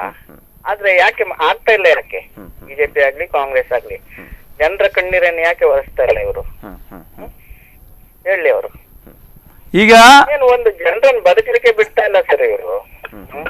ಈಗ ಒಂದು ನೀರ ನೀರನ್ನು ಸ್ಟೋರ್ ಮಾಡಿ ಅಥವಾ ಏನಾದ್ರು ಒಂದು ವ್ಯವಸ್ಥೆ ಮಾಡ್ಬೋದಲ್ಲ. ಅವ್ರು ಇವ್ರನ್ನ ಹೇಳುದು, ಅವ್ರನ್ನ ಹೇಳುದು. ಇಲ್ಲ ಸರ್, ನಮ್ಮ ವಾರ್ಡಲ್ಲಿ ನಾನು ನಮ್ಮ ಸ್ವಂತ ಖರ್ಚಿನಿಂದ ನಮ್ಮ ವಾರ್ಡಿನ ಜನರಿಗೆ ಬೇಡಿಕೆ ಬಂದಾಗ ನಾನು ಮಾಡುವಂಥ ಕೆಲಸ ಮಾಡ್ತಾ ಇದ್ದೇನೆ. ನಿನ್ನೆ ಕೂಡ 24,000 ಲೀಟರ್ ನೀರು ಕೊಟ್ಟಿದ್ದೇನೆ. ಇವತ್ತು ಕೂಡ 24,000 ಲೀಟರ್ ಕೊಡ್ತಾ ಇದ್ದೇನೆ. ಈಗ ನೀರು ಕೊಟ್ಟು ನಾನು ಇಲ್ಲಿ ಬಂದಿದ್ದೇನೆ. ಪ್ರಾಯಶಃ ಎಲ್ಲರೂ ಇದೇ ರೀತಿ ಮಾಡಿದರೆ ನೀರಿನ ಸಮಸ್ಯೆ ಆಯಾ ವಾರ್ಡಿಗೆ ಸಮಸ್ಯೆ ಬರ್ಲಿಕ್ಕಿಲ್ಲ ಅಂತ ಹೇಳಲಿಕ್ಕೆ ಬಯಸ್ತೇನೆ. ನೀವು ಹಾಗೆ ಹೇಳ್ಬಾರ್ದು, ನಿಮ್ಮ ಏರಿಯಾಕ್ಕೆ ಕೊಟ್ಟೆ ಹಾಗೆ ಹೇಳಲಿಕ್ಕಿಲ್ಲ. ಅಲ್ಲ, ನನ್ನ ಅಧಿಕಾರ ಇತಿಮಿತಿ ಇರುವುದು ಅಷ್ಟೇ ಸರ್. ಅಲ್ಲ ಅಲ್ಲ ಅಲ್ಲ, ಅದು ನೀವು ಹೇಳ್ಬಾರ್ದು. ನೀವು ರಾಜಕೀಯದವರು, ನಮ್ಮ ನಾಡುವವರು ಮಾರ್ಯಾರೆ, ಹಾಗೆ ಹೇಳ್ಬೇಡಿ ಸರ್. ನನ್ನ ಅಧಿಕಾರ ಅವಧಿ ಇರುವುದು ನನ್ನ ವಾರ್ಡಿಗೆ ಕೊಡ್ಲಿಕ್ಕೆ. ನಾನೇನು MP ಅಲ್ಲ ಅಥವಾ ನಾನು MLA ಅಲ್ಲ. ನೀವು ನಮ್ಮ ಏರಿಯಾಕ್ಕೆ ಮಾಡಿದ್ರೆ, ನಿಮ್ಮ ಏರಿಯಾಕ್ಕೆ ಮಾಡಿದ್ರೆ ಸಾಕಾ? ನಮ್ಮ ಏರಿಯಾಕ್ಕೆ ನಾನು ಕೌನ್ಸಿಲರ್ ಆಗಿ ಜವಾಬ್ದಾರಿ ಇದೆ ಸರ್, ನಾನು ಮಾಡ್ತಾ ಇದ್ದೇನೆ. ಅಲ್ಲ, ನೀವು ಮಾಡಿದ ಒಳ್ಳೆ ಕೆಲಸವೇ. ಅದೇ ರೀತಿ ಪ್ರತಿ ವಾರ್ಡ್ ಅದೇ ನನ್ನ ಹಾಗೆ ಪ್ರತಿ ವಾರ್ಡಲ್ಲಿ ಒಂದೊಂದು ಜನಪ್ರತಿನಿಧಿ ಇದ್ದಾರೆ. ಅವರು ನಮ್ಮ ಹಾಗೆ ಕೊಟ್ರೆ ಏನು ಸಮಸ್ಯೆ ಇಲ್ಲ ಜನರಿಗೆ. ಹೌದು, ಈಗ ನಮ್ಮ ಹತ್ರ ಹೇಳಿದ್ರೆ ಆಗುದಿಲ್ಲಲ್ಲ ಸರ್. ನೀವೆಲ್ಲ ನಮ್ಮನ್ನ ಆಳುವವರಲ್ವಾ, ನಾವು ಪ್ರಜೆಗಳು. ಪ್ರಾಯಶಃ ನಮ್ಮ ಉಡುಪಿಯ ಶಾಸಕರು ಮನಸ್ಸು ಮಾಡಿದ್ರೆ ಎಲ್ಲದನ್ನು ಮಾಡ್ಲಿಕ್ಕೆ ಆಗ್ತದೆ. ಬಿಜೆಪಿ ಆಗ್ಲಿ ಕಾಂಗ್ರೆಸ್ ಆಗ್ಲಿ. ಅಲ್ಲ, ನಾನು ಬಿಜೆಪಿ ಕಾಂಗ್ರೆಸ್ ಮಾತಾಡ್ತಾ ಇಲ್ಲ. ಉಡುಪಿನವರಿಗೆ ಹೆಲ್ಪ್ ಮಾಡಿ. ಸುಮ್ನೆ ಇದು ಏಪ್ರಿಲ್ ಬರುವಾಗ ಗಲಾಟೆ, ನೀರಿಲ್ಲ, ಅದಿಲ್ಲ, ಇದಿಲ್ಲ. ಅದಕ್ಕಿಂತ ಮುಂಚೆ ಎಚ್ಚೆತ್ಕೊಂಡು ಮಾಡ್ಬೋದು. ಅಲ್ಲ, ನೀವ್ ಹೇಳಿದ್ ಕರೆಕ್ಟ್, ನಿಮ್ಮ ತಪ್ಪು ಹೇಳ್ತಾ ಇಲ್ಲ ನಾನು. ನೀವು ಮಾತಾಡಿ ತಪ್ಪಲ್ಲ, ನೀವು ಮಾತಾಡಿ ಕರೆಕ್ಟ್. ಪ್ರತಿ ವರ್ಷ ಇದೆ ತಲೆ ಚಚ್ಕೊಳ್ತಾ ಇರುದಂದ್ರೆ ಅದಕ್ಕೆ ಇವ್ರಿಗೆ ಅಷ್ಟು ಅಕ್ಕಲಿಲ್ವಾ ಯಾರು? ಸರ್, ನಿಮ್ಮ ಮಾತನ್ನು ನಾನು ಒಪ್ತೇನೆ. ಅದಕ್ಕೋಸ್ಕರ ಪ್ರಮೋದ್ ಮಧ್ವರಾಜ್ ವಾರದಿಂದ ನೀರು ತರಬೇಕು, ಶಾಶ್ವತ ಪರಿಹಾರ ಆಗಬೇಕು ಎಂಬ ದೃಷ್ಟಿಯಿಂದ ಎಷ್ಟೋ ಕೋಟಿ ಅನುದಾನ ಬಿಡುಗಡೆ ಮಾಡಿ ಪ್ರಾಯಶಃ ಕುಂದಾಪುರದ ಹತ್ತಿರವರೆಗೆ ಬಂದಿದೆ. ಅಲ್ಲಿಂದ ಉಡುಪಿಗೆ ತರಬೇಕಾಗಿದೆ ಸರ್. ಅದನ್ನು ನಾನು ಸಹಿತ ಸೇರಿ ಎಲ್ಲ ಜನಪ್ರತಿನಿಧಿಗಳು ಅದರ ಬಗ್ಗೆ ಹೋರಾಟ ಮಾಡಿದ್ರೆ ಉಡುಪಿಗೆ ಒಂದು ಶಾಶ್ವತ ಪರಿಹಾರ ಸಿಗ್ತದೆ ಸರ್. ಅಲ್ಲ, ಯಾಕೆ ಎಲ್ಲ ಹೋರಾಟ ಯಾಕೆ ಮಾಡುದು? ಯಾಕೆ ಹೋರಾಟ ಮಾಡುದು? ನಮ್ಮ ನಾಳುವವರು ನೀವಲ್ವಾ? ನಮ್ಗೆ ಹೋರಾಟ ಮಾಡುವ ಅವಶ್ಯಕತೆ ಇಲ್ಲ, ನೀವು ಯಾರು ಮಾಡುವ ಅವಶ್ಯಕತೆ ಇಲ್ಲ. ನಮ್ಮನ್ನ ಸಮಸ್ಯೆಗೆ ಸ್ಪಂದನೆ ಕೊಡಿ ಅಷ್ಟೇ. ನಿಮ್ಗೆ ಹೇಳ್ತಾ ಇಲ್ಲ ನಾನು, ಎಲ್ರಿಗೂ ಹೇಳ್ತಾ ಇದ್ದೇನೆ. ಎಂತ ಹೋರಾಟ ಮಾಡುದ್ರಿ? ನೀರಿಗಾಗಿ ಹೋರಾಟ ಮಾಡ್ಬೇಕಾ ನಾವು? ಅಲ್ಲ, ನೀರಿಗಾಗಿ ಹೋರಾಟ ಮಾಡುವಂತ ಅವಶ್ಯಕತೆ ಇಲ್ಲ. ಬಟ್ ಇದು ಉಡುಪಿ ನಗರಸಭೆಗೆ ನೀರು ಪೂರೈಕೆ ಬಜೆಟ್ ಡ್ಯಾಮಿಂದ ಸಾಕಾಗುದಿಲ್ಲ, ಶಾಶ್ವತ ಪರಿಹಾರ ಆಗಬೇಕು ಎಂಬ ದೃಷ್ಟಿಯಿಂದಲೇ ಪ್ರಮೋದ್ ಮಧ್ವರಾಜ್ ವಾರದಿಂದ ಇಲ್ಲಿಗೆ ತರಬೇಕು ಎಂಬ ದೃಷ್ಟಿಯಿಂದ 320 ಕೋಟಿ ರೂಪಾಯಿ ಸ್ಯಾಂಕ್ಷನ್ ಮಾಡಿ DPR ಆಗಿ ಅರ್ಧವರೆಗೆ ಬಂದಿದೆ. ಅದನ್ನು ಮುಂದುವರಿಸಿಕೊಂಡು ಬರುವಂತದ್ದು ಕೆಲಸ ಈಗಿನ ಜನಪ್ರತಿನಿಧಿ ಇದೆ ಸರ್. ನೋಡಿ, ಅದೇ ಹೇಳುದು. ನಮ್ಗೆ ನೀವ್ ಏನ್ ಬೇಕಾದ್ರೆ ಮಾಡಿ, ನಮ್ಗೆ ಪ್ರಜೆಗಳಿಗೆ ಬೇಕಾದಂತ ವ್ಯವಸ್ಥೆಯನ್ನು ನೀವು ಮಾಡಿಕೊಡಿ. ಹಿಂದಿನ ರಾಜರು ಕೂಡ ಒಂದು ಬದುಕಲಿಕ್ಕೆ ಒಂದು ನೀರಿನ ವ್ಯವಸ್ಥೆ ಸರಿ ಮಾಡ್ತಾ ಇದ್ರು. ಇಷ್ಟೆಲ್ಲ ಕೋಟಿ ಸುರಿತಾರೆ, ಕೋಟಿ ಸ್ಯಾಂಕ್ಷನ್ ಆಗ್ತದೆ, ಎಲ್ಲಿ ಹೋಗ್ತದೆ, ಏನಾಗ್ತದೆ ಪ್ರಜೆಗಳಿಗೆ ಏನೂ ಗೊತ್ತಿಲ್ಲ. ನೀವು ನಿಮ್ಮ ವಾರ್ಡಿ ಕೊಟ್ಟಿದ್ ಸರಿ. ನಮ್ಗೆ ಇಡೀ ಉಡುಪಿಗೆ ಇನ್ನು ಪ್ರತಿ ಬರುವ ವರ್ಷ ಕೂಡ ಹೀಗೆ ಆಗ್ಬಾರ್ದು. ಡೆಫಿನೆಟ್ ನಾವು ದೇವರ ಹತ್ರ ಬೇಡ್ಕೊಳ್ಳೋದು ಬರುವ ವರ್ಷ ಅಲ್ಲ, ಶಾಶ್ವತವಾಗಿ ಉಡುಪಿಗೆ ನೀರಿನ ಸಮಸ್ಯೆ ಬರಬಾರದು ಎಂಬ ದೃಷ್ಟಿಯಿಂದ. ಹೌದು. ಎಸ್ ಧನ್ಯವಾದ ಸರ್. ಇದು ನಿಮ್ಮ ಒಂದು ಅಭಿಪ್ರಾಯವಾಗಿರುವಂತದ್ದಲ್ಲ, ತುಂಬಾ ಜನರ ಒಂದು ಅಭಿಪ್ರಾಯ ಆಗಿದೆ ಈ ಬಾರಿಗೆ ಸಂಬಂಧಪಟ್ಟ ಹಾಗೆ. ಇದರ ಕುರಿತಾಗಿ ನಾವು ಚರ್ಚೆಯನ್ನ ಮುಂದುವರಿಸ್ತೇವೆ. ಧನ್ಯವಾದ ಸರ್ ಕರೆ ಮಾಡಿದ್ದಕ್ಕೆ. Thank you. ಕಾರ್ಯಕ್ರಮವನ್ನ ಮುಂದುವರಿಸೋಣ ಒಂದು ಪುಟ್ಟ ವಿರಾಮದ ಬಳಿಕ. ಈಗಾಗಲೇ ಹೇಳಿದ ಹಾಗೆ ಸರಿಯಾದ ರೀತಿಯಲ್ಲಿ ಯೋಜನೆಗಳು ಇದೆ, ಆದರೆ ಅನುಷ್ಠಾನ ಆಗ್ತಾ ಇಲ್ಲ ಅನ್ನುವಂಥ ಮಾತುಗಳು ಕೇಳಿ ಬರ್ತಾ ಇತ್ತು. ಇದರ ಕುರಿತಾದ ಇನ್ನಷ್ಟು ಮಾಹಿತಿಯನ್ನ ಚರ್ಚೆಯನ್ನ ಮುಂದುವರಿಸ್ತೀವಿ. ಈ ಕಾರ್ಯಕ್ರಮ ಮುಂದುವರಿಯುತ್ತೆ ಒಂದು ಪುಟ್ಟ ವಿರಾಮದ ಬಳಿಕ.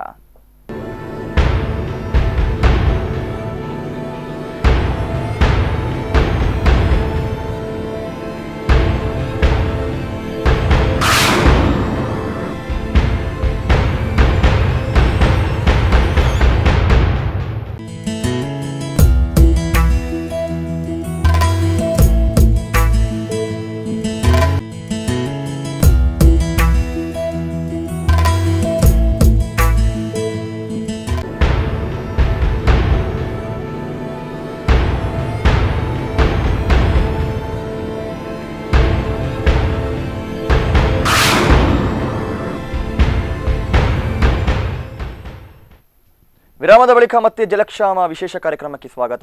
ಈಗಾಗಲೇ ಉಡುಪಿ ಜಿಲ್ಲೆಗೆ ಸಂಬಂಧಪಟ್ಟ ಹಾಗೆ ನೀರಿನ ಅಭಾವ ಅನ್ನುವಂಥದ್ದು ಉಡುಪಿಯ ನಗರ ಭಾಗದಲ್ಲೂ ಕೂಡ ಸಾಕಷ್ಟು ಪರಿಣಾಮವನ್ನು ಬೀರಿರುವಂಥದ್ದು, ಜನರು ನೀರಿಗಾಗಿ ಹಾಹಾಕಾರವನ್ನ ಪಡ್ತಾ ಇದ್ದಾರೆ ಅನ್ನುವಂಥ ದೂರುಗಳು ಕೂಡ ಕೇಳಿ ಬರ್ತಾ ಇದೆ. ಇದರ ಕುರಿತಾಗಿ ನಾವು ಚರ್ಚೆಯನ್ನ ಮುಂದುವರಿಸೋಣ. ನಮ್ಮೊಂದಿಗಿನ ಮಾತಿಗಳಿದ್ರು ನಿತ್ಯಾನಂದ ಒಳಕಡವರು. ಈಗಾಗಲೇ ಹೇಳಿದ ಹಾಗೆ ನೀರು ಪೂರೈಕೆ ಆಗ್ತಾ ಇದೆ, ನೀರು ಅನ್ನುವಂಥದ್ದು ಇದೆ, ಅದರ ಸರಿಯಾದ ರೀತಿ ಪೂರೈಕೆ ಆಗ್ತಾ ಇಲ್ಲ. ಇನ್ನೊಂದು ಕಡೆ ಇಲ್ಲಿ ಸಾರ್ವಜನಿಕರು ಹೇಳ್ತಾರೆ ನೀರು ಪೂರೈಕೆ ವಿಚಾರದಲ್ಲಿ ಮಲತಾಯಿ ಧೋರಣೆಯನ್ನ ತೋರ್ತಾ ಇದ್ದಾರೆ. ಇದರ ಕುರಿತಾಗಿ ಏನು ಹೇಳ್ತೀರಾ? ಅಲ್ಲ, ನಮ್ಮ ಮಾನ್ಯ ನಗರಸಭಾ ಸದಸ್ಯರು ಹೇಳಿದಾಗೆ ನಾವು ಪಕ್ಷದ ಮೇಲೆ ನಾವು ಡಿಪೆಂಡ್ ಆಗಿರಬಾರ್ದು. ಈಗ ನೀರು ಎಂಬುದಕ್ಕೆ ಪಕ್ಷ ಇಲ್ಲ ಅಲ್ವಾ? ಅವ್ರು ಹೇಳ್ತಾರೆ ನಮ್ಮ ಮಾನ್ಯ ಪ್ರಮೋದ್ ಮಧ್ವರಾಜರು ಕುಂದಾಪುರದವರೆಗೆ ನೀರು ತಂದೆ ಅಂತೇಳಿ, ಇನ್ನಿರುವ ಶಾಸಕರು ಅಲ್ಲಿಂದ ಇಲ್ಲಿ ತರಬೇಕಂತೇಳಿ. ಹಾಗಾದರೆ ಎಲ್ಲಿ ಬಂತು ನೀರು? ಇಲ್ಲಿ ಉಸ್ತುವಾರಿ ಸಚಿವರಿದ್ದಾರೆ, ಎಲ್ಲಿ ಹೋಗಿದ್ದಾರೆ ಅವರು? ಉಸ್ತುವಾರಿ ಸಚಿವರಿಗೂ ಜವಾಬ್ದಾರಿ ಇದೆ, ಅವರೇ ತರಲಿಕ್ಕೆ ಆಗೋದಿಲ್ವಾ? ಮಾನ್ಯ ರಘುಪತಿ ಭಟ್ರೇ ಬೇಕಾ? ಮಾನ್ಯ ಪ್ರಮೋದ್ ಮಧ್ವರಾಜರೇ ಬೇಕಾ?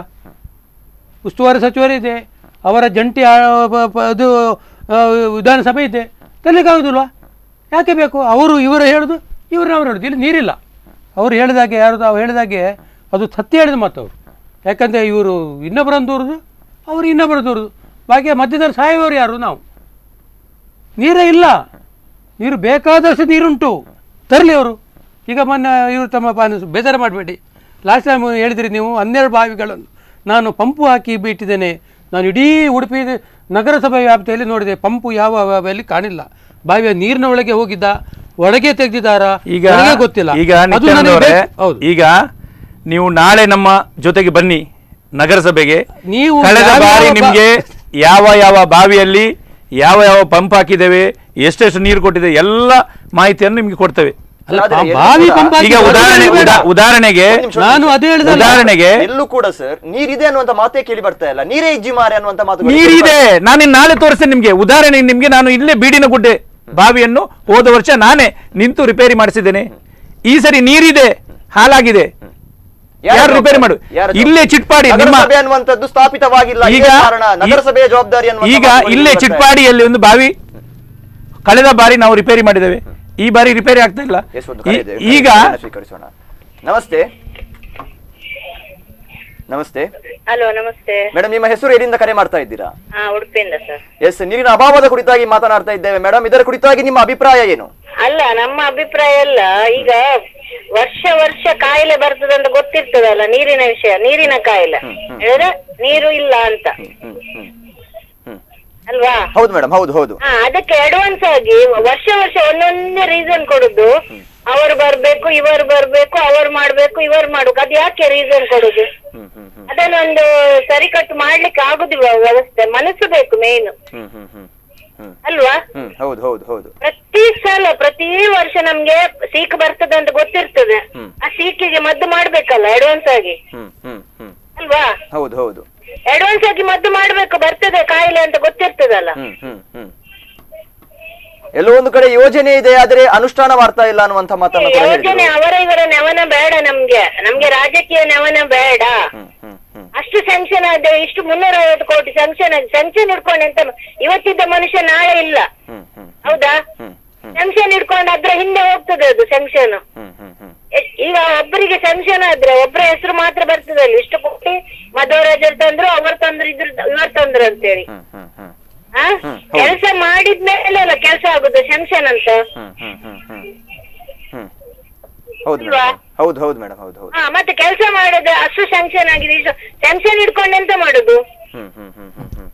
ನಾಳೆ ಇವತ್ತಿದ್ದ ಮನುಷ್ಯ ನಾಳೆ ಇಲ್ಲ ಅಲ್ವಾ? ಹೌದು ಹೌದು ಹೌದು. ಇದು ಈಗ ಲಕ್ಷಗಟ್ಟಲೆ ಜನರಿಗೆ ತೊಂದ್ರೆ. ಎಲ್ಲರೂ ಒಗ್ಗೂಡಿ ಕೆಲಸ ಮಾಡ್ಬೇಕಾಗಿರುವಂತದ್ದು ಜನಪ್ರತಿನಿಧಿಗಳು ಒಮ್ಮತದಿಂದ ಮಾಡ್ಬೇಕು. ಅವರನ್ನು ಬೆರಳು ತೋರಿಸುದು, ಇವರನ್ನು ಬೆರಳು ತೋರಿಸುದು. ಕುಂದಾಪುರ ತನಕ ಬಂದಿದೆ, ಕುಂದಾಪುರದಿಂದ ಈ ಕಡೆ ಬರ್ಲಿಕ್ಕೆ ಇನ್ನೂ ಟೈಮ್ ತಗೊಳ್ತದೆ. ಆಗ 10 ವರ್ಷ ಜಾರಿಸ್ತದೆ. ಆಗ ಕೆಲವು ಜನಗಳು ಉದುರ್ತವೆ ಅಲ್ವಾ? ಹೌದು ಹೌದು ಮೇಡಮ್, ಹೌದು ಹೌದು. ಈಗ ಒಬ್ರು 2 ಉದುರಿದ್ರು, ಉಳಿದವ್ರು ಎಷ್ಟು ಲಕ್ಷಗಟ್ಟಲೆ ಜನರಿದ್ದಾರೆ, ಅವ್ರಿಗೆ ಎಷ್ಟು ತೊಂದ್ರೆ ಆಗ್ತದೆ. ಯಾಕೆ ಅದ್ರ ಬಗ್ಗೆ ಆಲೋಚನೆ ಮಾಡುದಿಲ್ಲ? ಸ್ಯಾಂಕ್ಷನ್ ಆಗಿದೆ, ಪ್ರತಿ ಸಲ ಹೇಳುದು ಸ್ಯಾಂಕ್ಷನ್ ಆಗಿದೆ, ಇನ್ನು ಏನಿಲ್ಲ, ಅಲ್ಲಿ ತನಕ ಬಂದಿದೆ, ಇನ್ನು ಮುಂದೆ ಬರ್ತದೆ ಅಂತ. ಓಟ್ ಕೇಳೋರೆಲ್ಲ ಜೀವ ಹಾಕ್ತಾರೆ. ಓಟ್ ಸಿಕ್ಕಿತಾ ಮತ್ತು ಇಲ್ಲ, ಮತ್ತೆ ಅವರ ಕುರ್ಚಿ ಬಿಸಿ ಮಾಡುದು, ಕುತ್ಕೊಳ್ಳುದು, ಸ್ಯಾಂಕ್ಷನ್ ಹಿಡ್ಕೊಂಡು ಕುತ್ಕೊಳ್ಳುದು. ಎಸ್, ಧನ್ಯವಾದ ಮೇಡಮ್, ನೀವು ಕರೆ ಮಾಡಿದ್ದಕ್ಕೆ, ತಮ್ಮ ಅಭಿಪ್ರಾಯವನ್ನ ವ್ಯಕ್ತಪಡಿಸಿದ್ದಕ್ಕೆ. ಎಸ್, ನಿತ್ಯಾನಂದ ಒಳಕಡವರೇ ನಾವು ಮಾತನಾಡ್ತಾ ಇದ್ವಿ. ಕರೆ ಮಾಡಿದ ವೀಕ್ಷಕರು ಹೇಳಿದ್ರು, ಇದರ ಬಗ್ಗೆ ಸ್ಪಷ್ಟನೆಯನ್ನು ನೀಡೋದಾದ್ರೆ, ಮಳೆಗಾಲ ಆರಂಭವಾಗುವಂತ ಹೊತ್ತಿಗೆ ನಮ್ಗೆ ಯಾರು ಇದರ ಕುರಿತಾಗಿ ತಲೆ ಬಿಸಿ ಇರಲ್ಲ. ಎಲ್ಲಿ ಬೇಸಿಗೆಗಾಲ ಬರುತ್ತೋ ಅಲ್ಲಿ ನಾವು ಯೋಚನೆಯನ್ನ ಮಾಡ್ತೀವಿ, ನೀರಿಲ್ಲ, ಇದರ ಕುರಿತಾಗಿ ನಾವು ಯೋಜನೆಗಳನ್ನ ಹಾಕೋಬೇಕು, ಇನ್ನು ಇದನ್ನು ಸರಿ ಮಾಡುವಂತ ಕೆಲಸವನ್ನ ಮಾಡಬೇಕು. ಸೊ ಇದರ ಬಗ್ಗೆ ಏನ್ ಹೇಳ್ತೀರಾ? ಪ್ರತಿ ಬಾರಿ ಇದೇ ಆಗುತ್ತೆ ಅನ್ನುವಂತ ವಿಚಾರವನ್ನ ಕೂಡ ವೀಕ್ಷಕರು ಈಗಾಗಲೇ ಕರೆ ಮಾಡಿ ಹೇಳಿದ್ರು. ಇದು ಮಾಮೂಲಿ, ಎಲ್ಲವೂ ರೀತಿಯ ಮಾಮೂಲಿ. ಮೇಡಮ್ ಹೇಳಿದಾಗೆ ಅದೇ ಸ್ಯಾಂಕ್ಷನ್ ಆಗಿದೆ ಅಷ್ಟೇ ವಿನ ಬರ್ತದೆ ಹೋಗ್ತದೆ, ಬರ್ತದೆ ಹೋಗ್ತದೆ. ಅದು ಎಲ್ಲಿ ಹೋಗಿದೆ ಎಲ್ಲಿ ಬಂದಿದೆ ಮತ್ತದು ಎಲ್ಲರೂ ಹೇಳೋದು ಹಾಗೆ. ಯಾಕಂತ ಹೇಳಿದ್ರೆ ಅದು ಎಲ್ಲರಿಗೂ ಪಾಪ ಈಗ ನೋವಿನ ಹೇಳುವ ಮಾತಿದಲ್ಲ. ಯಾಕಂದರೆ ಎಲ್ಲಿಯೂ ಕೂಡ ನೀರಿಲ್ಲ. ಒಂದು ಸ್ನಾನ ಮಾಡೋದು ಬಿಡಿ, ಅಡಿಗೆ ಮಾಡಲಿಕ್ಕೂ ನೀರಿಲ್ಲ, ಅಂಥ ಪರಿಸ್ಥಿತಿ ಬಂದಿದೆ.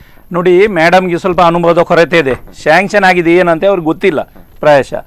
ಅವರು ಇದರ ಬಗ್ಗೆ ಸ್ವಲ್ಪ ಅಧ್ಯಯನ ಮಾಡಬೇಕಾಗ್ತದೆ. ಸ್ಯಾಂಕ್ಷನ್ ಅಂದರೆ ಏನಂತ ಗೊತ್ತಿಲ್ಲ ಅವರಿಗೆ. ಯಾವುದೇ ಯೋಜನೆಗೆ ಆದರೆ ಒಂದು ಕ್ರಿಯಾ ಯೋಜನೆ ಅಂತ ಇರ್ತದೆ, ಸ್ಯಾಂಕ್ಷನ್ ಅಂತ ಇರ್ತದೆ. ಅದಾಗದೆ ಏನು ಮಾಡಲಿಕ್ಕೆ ಆಗಲ್ಲ. ಪ್ರಾಯಶಃ ಅವ್ರಿಗೆ ಗೊತ್ತಿಲ್ಲ ಅಷ್ಟೇ. ಸ್ಯಾಂಕ್ಷನ್ ಮಧ್ವರಾಜರು ಮಾಡಿದಾರಾ ಇಲ್ವಾ ಅಂತ ಸ್ಪಷ್ಟನೆ ಅವರು ತಿಳ್ಕೊಳ್ಬೇಕಾಗ್ತದೆ. ಅಥವಾ ವಾರಾಯಿ ಯೋಜನೆ ಆಗಿದೆ ಇಲ್ವಾ ಅದೂ ಗೊತ್ತಿಲ್ಲ ಅವರಿಗೆ ಏನಂತೇಳಿ. ಸೊ ಮಧ್ವರಾಜರು ಈಗ ಇಲ್ಲ, ಸೋತಿದ್ದಾರೆ, ಮನೆಯಲ್ಲಿದ್ದಾರೆ. ಮನೆಯದ್ದವರು ಮಾಡ್ಬೇಕು, ಅವ್ರಿಗೆ ಜವಾಬ್ದಾರಿ ಇದೆ. ಈಗ ನಿತ್ಯಾನಂದ ಒಳಗಡೆ ಇದ್ದಾರೆ, ಉಸ್ತುವಾರಿ ಸಚಿವರು, ಅವರಿಗೆ ಜವಾಬ್ದಾರಿ ಇದೆ. ಇಲ್ಲಿಯ ಶಾಸಕರು ಇದ್ದಾರೆ, 5 ಜನ ಶಾಸಕರು MLA ಆಗಿದ್ದಾರೆ. ಅವ್ರಿಗೇನು ಜವಾಬ್ದಾರಿ ಇಲ್ಲ ಉಡುಪಿ ಜಿಲ್ಲೆಗೆ ನೀರು ಕೊಡ್ಬೇಕಂತೇಳಿ? ಅವರಿಗೂ ಜವಾಬ್ದಾರಿ ಇದೆ. ಇಲ್ಲಿ ಕೆಲವರೆಲ್ಲ ಹೇಳ್ತಾರೆ ನಮಗೆ ಅಧಿಕಾರ ಇಲ್ಲ ಅಂತ ಹೇಳಿದ್ದಾರೆ. ಬೆಂಗಳೂರು ಅಧಿವೇಶನ ಆಯಿತು, ಬೆಳಗಾಂ ಅಧಿವೇಶನ ಆಯಿತು. ನಾನು ದೂರದಲ್ಲ ಇದು. ಉಡುಪಿ ನಗರಸಭೆ ಬಗ್ಗೆ ಒಂದೇ ಒಂದು ಶಾಸಕರು ಪ್ರಸ್ತಾವನೆ ಮಾಡಲಿಲ್ಲ. ಉಡುಪಿ ನಗರಸಭೆ ಸ್ಪಷ್ಟವಾದ ಬಹುಮತ ಇದೆ, ಯಾವುದೇ ಜಂಜಾಟ ಇಲ್ಲ, ಯಾವುದೇ ಟೆನ್ಷನ್ ಇಲ್ಲದೆ ಒಂದು ಸ್ಪಷ್ಟ ಬಹುಮತ ಇದೆ. ನಮಗೆ ಅಧಿಕಾರ ಕೊಡಿ ಅಂತೇಳಿ, ಅಥವಾ ಯಾವುದೇ ಇದು ಯಾವುದು ನಮ್ಮ ರಿಸರ್ವೇಷನ್ ಸಮಸ್ಯೆ ಇದೆ ಏನಿದೆ ಯಾವುದೂ ಕೂಡ ವಿಧಾನಸಭೆಯಲ್ಲಿ ಒಂದೇ. ಬೆಳಗಾಂ ಅಧಿವೇಶನ, ಬೆಂಗಳೂರು ಅಧಿವೇಶನ ಆಯಿತು, ಎಲ್ಲಿ ಕೂಡ ಉಡುಪಿ ನಗರಸಭೆಗೆ 5 ಜನ ಶಾಸಕರಲ್ಲಿ ಒಬ್ಬರು ಕೂಡ ಇದರ ಬಗ್ಗೆ ಪ್ರಸ್ತಾವ ಮಾಡಲಿಲ್ಲ. ಅಥವಾ ಉಸ್ತುವಾರಿ ಸಚಿವರಲ್ಲಿ ಕರೆದು ನೋಡಿ ಈ ಥರ ಇದನ್ನು ಸರಿ ಮಾಡಿಕೊಡಿ ಅಂತ ಹೇಳಲಿಲ್ಲ. ಸೊ ಉಡುಪಿಗೆ ಇದು ಹೊಸತೇನಲ್ಲ.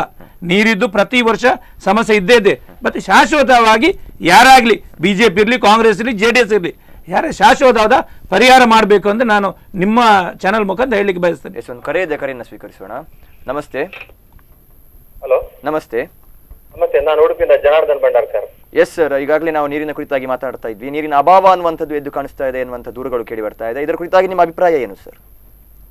ನೀರಿನ ಅಭಾವ ಹೇಳಿದ್ರೆ, ಪ್ರಗತಿ ಭಟ್ರು ಈ ಸಲ ಏಪ್ರಿಲ್ 18 ತನಕ ಲೋಕಸಭಾ ಚುನಾವಣೆ ನಿಮಿತ್ತ ಜನರಿಗೆ ನೀರು ಕಮ್ಮಿ ಮಾಡಬಾರ್ದು ಅಂತ ಹೇಳ್ಕೊಂಡು ನೀರ ಯಾವುದೇ ರೀತಿ ಪಡಿತರ ಮಾಡದೆ ನೀರು ಕೊಟ್ರು. ಆದ್ರಿಂದ ಇದು ಕಷ್ಟ ಆಗಿದೆ. ಯಾಕೇಳಿದ್ರೆ ಇವತ್ತು ಬಜೆ ಅಣೆಕಟ್ಟು, ಶಿರೂರು ಡ್ಯಾಮಿನ ಬಜೆ ಅಣೆಕಟ್ಟು ಇರ್ಬೋದು, ಅಲ್ಲಿಂದ ಉಡುಪಿಗೆ ನೀರು ಬರುದು. ಅದು ಫೆಬ್ರವರಿ ನಂತರ ಅಲ್ಲಿ ಒಳ ಹರಿವು ಇಲ್ಲ. ಆದ್ರಿಂದ ಆಗ್ಲೇ ನಾವು ನೀರನ್ನ ಮಿತವಾಗಿ ಬಳಸುವಾಗೆ ದಿನ ಬಿಟ್ಟು ದಿನ ಕೊಟ್ರೆ ಈ ರೀತಿಯ ಪ್ರಾಬ್ಲಮ್ಗಳಿಲ್ಲ.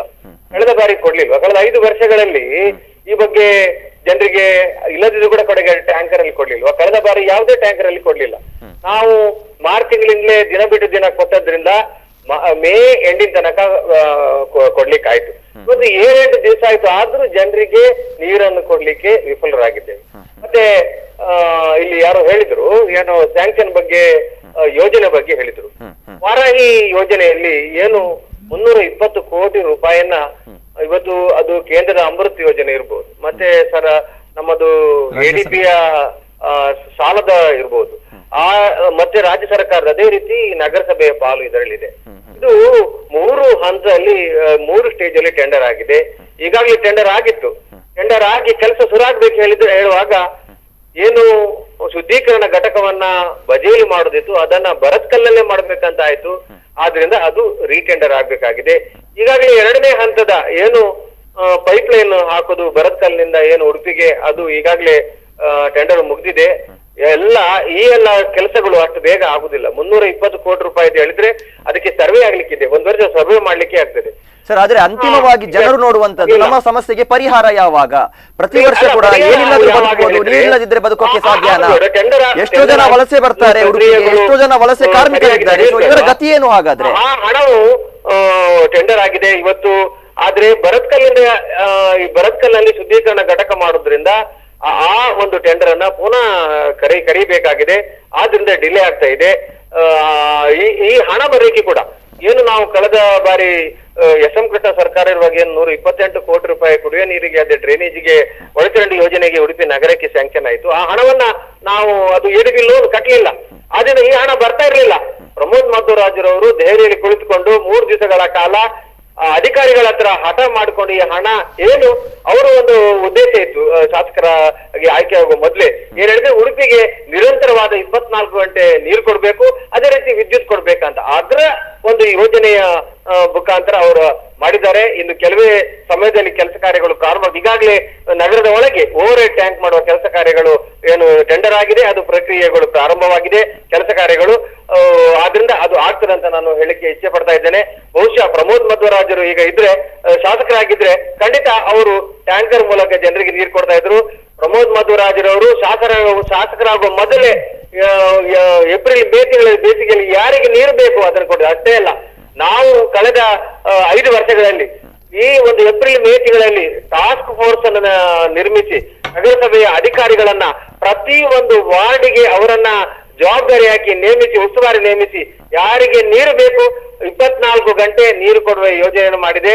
ಈಗ ಯಾರು ಅದ್ರ ಬಗ್ಗೆ ಚಿಂತನೆ ಮಾಡುದಿಲ್ಲ. ಈಗ ಬೊಬ್ಬೆ ಆಗ್ತಾ ಇದ್ದಾರೆ ಶಾಸಕರು ಕೂಡ. ಇಷ್ಟು ನಮ್ಮ ಎಲ್ಲಿ ಹೊಡೆಯೋದ್ರು? ಏಪ್ರಿಲ್ 18ನೇ ತಾರೀಕಿನ ತನಕ ಈ ನೀರು ಕೊಡ್ಬೇಕಂತ ಇವರೆಲ್ಲ ಹೇಳಿದವರು, ದಿನಾಲ್ ಕೊಡ್ಬೇಕಂತ. ಅದು ಸ್ವಲ್ಪ ಕಡಿತ ಮಾಡಿದ್ರೆ ಜನರಿಗೆ ದಿವಸಕ್ಕೆ 4 ಗಂಟೆಗಳ ಕಾಲ ಫೋರ್ಸ್ ಅಲ್ಲಿ ನೀರು ಬಂದ್ರೆ ಜನರಿಗೆ ಸಾಕಾಗ್ತಾರೆ. ಅದು ನಮ್ಗೆ ಗೊತ್ತದ್ದು. ಆದ್ರಿಂದ ಹಾಗೆ ಮಾಡ್ಬೋದಿತ್ತಲ್ವಾ, ಏಕೆ ಮಾಡಲಿಲ್ಲ? ಆದ್ರಿಂದ ಇವತ್ತಾಗಿದೆ. ಇದಕ್ಕೆ ಶಾಸಕರೇ ಕಾರಣ ಅಂತ ನಾನು ಹೇಳಿಕ್ಕೆ ಇಷ್ಟಪಡ್ತಾ ಇದ್ದೇನೆ. ಎಸ್, ಧನ್ಯವಾದ ಸರ್ ಕರೆ ಮಾಡಿದ್ದಕ್ಕೆ. ಎಸ್, ಈಗಾಗಲೇ ಹೇಳಿದ ಹಾಗೆ ಎಲ್ಲೋ ಒಂದು ಕಡೆ ಶಾಸಕರ ಕುರಿತಾಗಿ ದೂರುಗಳು ಕೇಳಿ ಬರ್ತಾ ಇದೆ, ಹಿಂದಿನ ಶಾಸಕರಾಗಿರ್ಬೋದು, ಈಗಿನ ಶಾಸಕರಾಗಿರ್ಬೋದು. ಆದರೆ ನಗರಸಭೆಯ ಕೆಲಸ ಏನು ರಮೇಶ್ ಕಾಂಚನ್ ಅವರು? ಹಾಗಾದ್ರೆ ನೀರು ಪೂರೈಕೆ ಆಗ್ತಾ ಇಲ್ಲ ಅಂದಾಗ ಜನರು ಬೆರಳು ಮಾಡುವಂತದ್ದು ನಗರಸಭೆಯ ಮೇಲೆ. ಸೊ ಇದರ ಕುರಿತಾಗಿ ಏನು ಹೇಳ್ತೀರಾ? ನಗರಸಭೆ ಅಧಿಕಾರಿಗೆ ಮಾತ್ರ ಅಲ್ಲ, ನಗರಸಭೆ ಸದಸ್ಯರಿಗೂ ಕೂಡ ಜವಾಬ್ದಾರಿ ಇರ್ತದೆ. ಅವರು ನಾನು ಇದನ್ನು ಪದೇ ಪದೇ ನಗರಸಭಾ ಪೌರಾಯುಕ್ತರಲ್ಲಿ ಕೇಳ್ಕೊಂಡಾಗ ಅವ್ರು ಹೇಳ್ತಾರೆ, ನಮಗೆ DC ಅವರು ಆದೇಶ ಮಾಡಲಿಲ್ಲ, DC ಅವರು ಆರ್ಡರ್ ಮಾಡಲಿಲ್ಲ, ನಮಗೆ ನಾವು ಟ್ಯಾಂಕರಲ್ಲಿ ಕೊಡ್ಲಿಕ್ಕೆ ಬರುವುದಿಲ್ಲ ಅಂತ ಹೇಳಿದೆ. ನೋಡಿ, DC ಅವರು ಹೊಸಬರಾಗಿರ್ಬೋದು, ನೀವು ಹೊಸಬರಾಗಿರ್ಬೋದು, ನಾವೆಲ್ಲ ಹೊಸಬರಲ್ಲ. ಉಡುಪಿಗೆ ಭಾಳಷ್ಟು ಕಷ್ಟವನ್ನು ನೋಡಿದ್ದೇವೆ ನಾವು. ಸೊ ನೀವು ಎಚ್ಚೆತ್ಕೊಳ್ಬೇಕು. ತಕ್ಷಣ ನೀವು ಏನು ಡ್ರೆಜ್ಜಿಂಗ್ ಮಾಡುವಂಥ ಕೆಲಸ ನೀವು ತಕ್ಷಣ ಪ್ರಾರಂಭ ಮಾಡಬೇಕು. ಅದಲ್ಲದೆ 3 ದಿವಸಕ್ಕೊಮ್ಮೆ ಕೊಡುವಂಥದ್ದು ಕೊಡಿ. ಅಷ್ಟು ಮಾತ್ರ ಅಲ್ಲ, ಎಲ್ಲಿಗೆ ನೀರು ಹೋಗುವುದಿಲ್ಲ ಅಂಥವರಿಗೆ ಟ್ಯಾಂಕರ್ ಮುಖಾಂತರ ಕೊಡುವಂಥ ವ್ಯವಸ್ಥೆ ನೀವು ಮಾಡಬೇಕು ಅಂತ ಹೇಳಿದಾಗ ಭಾಳಷ್ಟು ಬಾರಿ ನಾನು ಹೋರಾಟ ಕೂಡ ಮಾಡಿದ್ದೇನೆ, ಗಲಾಟೆ ಕೂಡ ಮಾಡಿದ್ದೇನೆ. ಸೊ ನಮ್ಮನ್ನೆಲ್ಲ ನೆಗ್ಲಿಜೆನ್ಸಿ ಮಾಡಿದ್ದಾರೆ, ಅಂದರೆ ನಮ್ಮ ಮಾತಿಗೆ ಬೆಲೆನೇ ಕೊಡಲಿಲ್ಲ. ಸೊ ಈ ರೀತಿಯಲ್ಲಿ ಜನರಿಗೆ ಕಷ್ಟ ಆಗಿದೆ. ಅದಕ್ಕೋಸ್ಕರ ನಾನು ಸ್ವತಃ ನಮ್ಮ ದುಡಿಮೆ ಹಣದಿಂದ ನಮ್ಮ ವಾರ್ಡಿನ ಜನರ ಮಟ್ಟಿಗೆ ನಾನು ಸ್ವಲ್ಪ ಮಟ್ಟಿಗೆ ಅವರಿಗೆ ಭಾಳಷ್ಟು ನೀರು ಕೊಡಲಿಕ್ಕೆ ನಮ್ಮ ಹತ್ರ ಸಾಧ್ಯ ಆಗೋದಿಲ್ಲ. ಸ್ವಲ್ಪ ಮಟ್ಟಿಗೆ 200 ಲೀಟರ್ 300 ಲೀಟರ್ ಈ ರೀತಿ ಜಾಸ್ತಿ ಒಂದು 500 ಲೀಟರ್ ತನಕ ಪ್ರತಿ ಮನೆಗೆ ಕೊಡ್ತಾ ಇದ್ದೇನೆ, ನಿರಂತರವಾಗಿ ಕೊಡ್ತಾ ಇದ್ದೇನೆ. ಸೊ ಇದರಿಂದ ಜಾಸ್ತಿ ನಾನು ಏನು ಮಾಡಲಿಕ್ಕೆ ಆಗಲ್ಲ ಸರ್. S, okay. ಎಲ್ಲೋ ಒಂದು ಕಡೆ ನಗರಸಭೆ ಎಲ್ಲರೂ ಒಟ್ಟಾಗಿ ಕೆಲಸವನ್ನ ಮಾಡಬೇಕಿತ್ತು, ಈ ಜವಾಬ್ದಾರಿಯನ್ನು ವಹಿಸಿಕೊಳ್ಳಬೇಕು. ಅಷ್ಟು ಮಾತ್ರ ಅಲ್ಲ, ಈಗ ನಾವು ರಘುಪತಿ ಭಟ್ರು ಸೇರಿ ನಾವೆಲ್ಲರೂ ಸೇರಿ, ಅವರಿಗೂ ಕೂಡ ಜವಾಬ್ದಾರಿ ಇದೆ, ನಾವೆಲ್ಲರೂ ಸೇರಿ ನಗರಸಭೆಯ ಜಿಲ್ಲಾಡಳಿತ ಮೇಲೆ ಒತ್ತಡ ಹಾಕಿ ಯಾವ ರೀತಿ ಅವರು DC ಆದೇಶ ಇದ್ರೂ ಕೂಡ ನಿರಂತರ ನೀರು ಕೊಡಲಿಕ್ಕೆ ಆದೇಶ ಏನು ಒತ್ತಡ ಹಾಕಿದೆ, ಅದೇ ರೀತಿ ಈ ಕೆಲಸವನ್ನು ಮಾಡಲಿಕ್ಕೆ ನಾವು ಒತ್ತಡ ಹಾಕ್ತಿದ್ರೆ ಪ್ರಾಯಶಃ ಜನರಿಗೆ ಏನು ತೊಂದರೆ ಆಗ್ತಿರಲಿಲ್ಲ ನನ್ನ ಅಭಿಪ್ರಾಯ. ಎಸ್, ಎಲ್ಲೋ ಒಂದು ಕಡೆ ನಿತ್ಯಾನಂದ ಒಳಕಡವರೇ, ಮರಳುಗಾರಿಕೆ ನಿಂತು ಹೋಗಿದ್ರಿಂದ ನೀರಿನ ಅಭಾವ ಸೃಷ್ಟಿಯಾಗಿದೆ, ಹೂಳೆತ್ತುವಂತ ಕೆಲಸ ಕೂಡ ಸರಿಯಾಗಿ ಆಗಿಲ್ಲ ಅನ್ನುವಂಥ ದೂರುಗಳು ಕೇಳಿ ಬರ್ತಾ ಇದೆ. ಇದು ನಿಜಾನಾ? ಅಲ್ಲ, ಕೆಲವು ಕಡೆಯಲ್ಲಿ ಮರಳು ಅಂತ ಹೇಳಿದರೆ ಏನು ಗೊತ್ತಾ ಸರ್, ಈಗ ಎಲ್ಲರಿಗೂ ಅದು ಅಭ್ಯಾಸ ಆಗಿ ಹೋಗಿದೆ. ಈಗ ಮರಳು ಇಲ್ಲ, ಈ ಮರಳು ತೆಗೆಯದೆ ನಮಗೆ ನೀರಿಲ್ಲ ಅಂತೇಳಿ. ಇಷ್ಟವರೆಗೆ ಮರಳು ಇದ್ದು ನೀರು ಸಿಗಲಿಲ್ವಾ? ಕಳೆದ ಬಾರಿ ಸಿಗಲಿಲ್ವಾ? ಸಿಕ್ಕಿದೆ. ಈಗ ಯಾಕೆ ಸಿಗುವುದಿಲ್ಲ? ಬೇಕಾಗುವಂಥ ವ್ಯವಸ್ಥೆ ಇಲ್ಲ ಇಲ್ಲಿ. ಈಗ ನೋಡಿ, ನನಗೆ ಮರಳಿನ ಬಗ್ಗೆ ಸಾಧಾರಣ ನನಗೆ ಗೊತ್ತಿಲ್ಲ. ಕೆಲವರು ಹೇಳಿದರು, ಈ ಮರಳನ್ನು ಡ್ರೆಜ್ಜಿಂಗ್ ಮುಖಾಂತರ ತೆಗೆದ್ರೆ ಈ ಅವರ ಇದೇನಿದೆ ಸ್ಟ್ರೆಚರ್ ಅದರ ಸಮೇತ ಹೇಳ್ಕೊಂಡು ಬರ್ತವೆ, ಅವಾಗ ಅದರ ಪಿಲ್ಲರಿನ ಸ್ಟ್ರೆಂತ್ ಹೋಗ್ತದೆ, ಅವಾಗ ಬೀಳುವ ಸಾಧ್ಯತೆ ಇರ್ತದೆ. ಬುಡಾದಲ್ಲಿ ತೆಗೆದ್ರೆ ಆ ರೀತಿ ಆಗ್ತದೆ. ಇದು ಬಹಳ ದೂರ ಇದೆ, ಡ್ರೆಜ್ಜಿಂಗ್ ಇರ್ತದೆ ಅಂತ ಹೇಳ್ತಾರೆ. ಯಾಕಂದ್ರೆ ಡ್ರೆಜ್ಜಿಂಗ್ ಈಗ ಇವರು ಆದೇಶ ಮಾಡ್ಬೋದು, ಇಂತಿಷ್ಟು ಕಿಲೋಮೀಟರ್ನಿಂದ ನೀವು ಡ್ರೆಜ್ಜಿಂಗ್ ಮಾಡಿ ಅಂತೇಳಿ. ಅವರು ನಿಲ್ತಾರ ಅಲ್ಲಿ? ತೆಗೆಯೋರು ಯಾರು? ಮರಳು ತೆಗೆಯೋರು ಯಾರು? ಈಗಾಗಲೇ ತಾವು ಖಂಡಿತೀರಿ. ಈಗ ಮರಳು ಬರೋದಿಲ್ಲ ಅಂತೇಳಿ ಇಲ್ಲ, ಬರ್ತದೆ. ದಿನಪತ್ರಿಕೆಯಲ್ಲಿದೆ 2 ಮರಳು ಕಳ್ಳ ಸಾಗಣೆ ಮರಳನ್ನು ಹಿಡಿದಿದ್ದಾರೆ. ಎಲ್ಲಿಂದ ಬರ್ತದೆ? ಮರಳು ಬರದೆ ಇಲ್ಲದೆ ಬರ್ತದಾ? ಅದೇ ಸಾಕಷ್ಟು ಕಡೆಗಳಲ್ಲಿ ಇದು ಸಮಸ್ಯೆಯಾಗಿ ಪರಿಣಮಿಸಿತ್ತು ಅನ್ನುವಂತ ಮಾತುಗಳಿತ್ತು ಸರ್. ಹೂಳನ್ನ ಎತ್ತಿಲ್ಲ, ಇದರಿಂದಾಗಿ ನೀರಿನ ಇದು ನೀರು ಅದರ ಬಗ್ಗೆ ನನಗೆ ಮಾಹಿತಿ ಕಡಿಮೆ ಇದೆ. ಯಾಕಂತ ಹೇಳಿದ್ರೆ ಮರಳಿನ ಬಗ್ಗೆ ಮಾಹಿತಿ, ಯಾಕಂದ್ರೆ ಮರಳು ಈಗ ಮಾತಾಡಿದ್ರೆ ಎಲ್ಲ ಮರಳುಗಾರ ಎದ್ದೇಳ್ತಾರೆ. ಹಾಗಿರುವಾಗ ನಾನು ಅದರ ಬಗ್ಗೆ ನನಗೆ ಮಾಹಿತಿ ಇಲ್ಲದೆ ನಾನು ಮಾತಾಡಲಿಕ್ಕೆ ನಾನು ತಯಾರಿಲ್ಲ. ರಮೇಶ್ ಕಾಂಚನ್ ಅವರು ಇದರ ಕುರಿತಾಗಿ ಏನು ಹೇಳ್ತಾರೆ? ಮರಳುಗಾರಿಕೆ ಈಗ ಸ್ವಲ್ಪ ಮಟ್ಟಿಗೆ ಇರ್ಬೋದು, ನಾನು ಅದರಲ್ಲಿ ದೊಡ್ಡ ಎಕ್ಸ್ಪರ್ಟ್ಸ್ ಅಲ್ಲ. ಆದ್ರೂ ಈಗ ನಮ್ಮ ಅಧಿಕಾರಿಗಳು ಇದೇ ಮಾತನ್ನು ನಾನು ಅವ್ರಿಗೆ ಕೇಳಿದ್ದೇನೆ. ಡ್ಯಾಮ್ ಅಲ್ಲಿ ಬಹಳಷ್ಟು ಮರಳು ತುಂಬಿದೆ, ನೀವು ಅದು ಮರಳನ್ನು ಖಾಲಿ ಮಾಡಿದ್ರೆ ಬೇಕಾದಷ್ಟು ನೀರು ಶೇಖರಣೆ ಮಾಡಬಹುದು ಅಂತೇಳಿ ಒಂದು ದೂರಿದೆ, ಜನರ ಅಭಿಪ್ರಾಯ ಇದೆ. ಅದು ಯಾಕೆ ಮಾಡೋದಿಲ್ಲ ಅಂತೇಳಿ. ಸೊ ಇದರ ಬಗ್ಗೆ ನಮ್ಮ ಅಧಿಕಾರಿಗಳು ಬಹಳಷ್ಟು ಪ್ಲಾನ್ ಮಾಡಿ ಅದರ ಬಗ್ಗೆ ಇದು ಏನು ಆ ಸ್ಪಾಟ್ಗೆ ಹೋಗಿ ಸ್ಪೆಷಲಿಸ್ಟ್ ಎಲ್ಲ ಬಂದು ಇದನ್ನು ನೋಡಿ 1 ಕೋಟಿ ಖರ್ಚು ಆಗ್ತದೆ, 1 ಕೋಟಿ ಖರ್ಚು ಮಾಡಿದ್ರು ಕೂಡ 1 ವಾರ ಉಡುಪಿ ನಗರಕ್ಕೆ ನೀರು ಕೊಡ್ಲಿಕ್ಕೆ ಬರುವುದಿಲ್ಲ ಎಂಬ ಮಾತು ಅಧಿಕಾರಿಗಳದ್ದು. ಇದು ಎಷ್ಟರ ಮಟ್ಟಿಗೆ ಸರಿಯ ತಪ್ಪ ಗೊತ್ತಿಲ್ಲ ನನಗೆ. ಬಟ್ ಈ ವರ್ಷಕ್ಕೆ ಏನು ಮಾಡಲಿಕ್ಕೆ ಆಗಲ್ಲ, ನೆಕ್ಸ್ಟ್ ಬರುವ ವರ್ಷಕ್ಕೆ ಪ್ರವೇಶ ಈಗ ಆ ಮರಳನ್ನು ತೆಗೆದು ಏನು ಮೇಲೆ ಹಾಕಿದರೆ ನೆಕ್ಸ್ಟ್ ಇಯರ್ಗೆ ಏನು ನೀರನ್ನು ಶೇಖರಣೆ ಮಾಡ್ಬೋದು ಅಂತ ನನ್ನ ಅಭಿಪ್ರಾಯ. ಬಟ್ ಇದರ ಬಗ್ಗೆ ತುಂಬ ನಮಗೆ ಮಾಹಿತಿ ಇಲ್ಲ. ಆದರೂ ನಮ್ಮ ಅಧಿಕಾರಿಗಳು ಈ ಬಾರಿ ಮಾಡಿದಂಥ ರೀತಿ ಬಹಳ ಕೆಟ್ಟದಾಗಿದೆ. ಯಾಕೆ ಅಂತ ಹೇಳಿದ್ರೆ ಸಂಪೂರ್ಣ ನೀರು ಕೈದಾದ ನಂತರ ಈಗ ಡ್ರೆಜ್ಜಿಂಗ್ ಮಾಡ್ಲಿಕ್ಕೆ ಹೊರಟಿದ್ದಾರೆ. ಇದು ಬಹಳ ತಪ್ಪು. 1 ತಿಂಗಳ ಹಿಂದೆ ಇದನ್ನು ಡ್ರೆಜ್ಜಿಂಗ್ ಸ್ಟಾರ್ಟ್ ಮಾಡಬೇಕಿತ್ತು, 1 ತಿಂಗಳ ಹಿಂದೆ ಮಾಡಬೇಕಿತ್ತು. ನೋಡಿ, ನೀರು, ದಾರಿ, ಲೈಟು ಇದೆಲ್ಲ ಮೂಲಭೂತ ಸೌಕರ್ಯದಲ್ಲಿ ಬಹಳ ಪ್ರಾಮುಖ್ಯ ಇರುವಂತದ್ದು. ಸೊ ಇದಕ್ಕೆ ಇವರು 1 ತಿಂಗಳ ಹಿಂದೆ ನಾವು ಡ್ರೆಜ್ಜಿಂಗ್ ಎಲ್ಲ ಮಾಡಿ ಹೊಂಡದಿಂದ ಹೊಂಡಕ್ಕೆ ನೀರು ಏನು ಸೀರೂರಿಂದ ಈ ಭಾಗಕ್ಕೆ ಡ್ಯಾಮ್ ತನಕ ತರ್ತಿದ್ರೆ ನಮಗೆ ಪ್ರಾಯಶಃ ಉಡುಪಿಗೆ 3 ದಿವಸಕ್ಕೊಮ್ಮೆ ನೀವು ನೀರು ಕೊಡ್ಬೋದಿತ್ತು. ಸೊ ಇದು ಆಗಲಿಲ್ಲ. ಇದು ಈ ನಗರಸಭೆಯಿಂದ ಅಥವಾ ಈ ಬಾರಿ ಮಾಡಲಿಲ್ಲ, ಇದರಲ್ಲಿ ವಿಫಲ ಆಗಿದ್ದಾರೆ ಅಂತ ನಾನು ಹೇಳಲಿಕ್ಕೆ ಬಯಸ್ತೀನಿ. ಕಾರ್ಯಕ್ರಮವನ್ನು ಮುಂದುವರಿಸೋಣ. ಜಲಕ್ಷಾಮ ವಿಶೇಷ ಕಾರ್ಯಕ್ರಮ ಮುಂದುವರಿಯುತ್ತೆ ಒಂದು ಸಣ್ಣ ವಿರಾಮದ ಬಳಿಕ.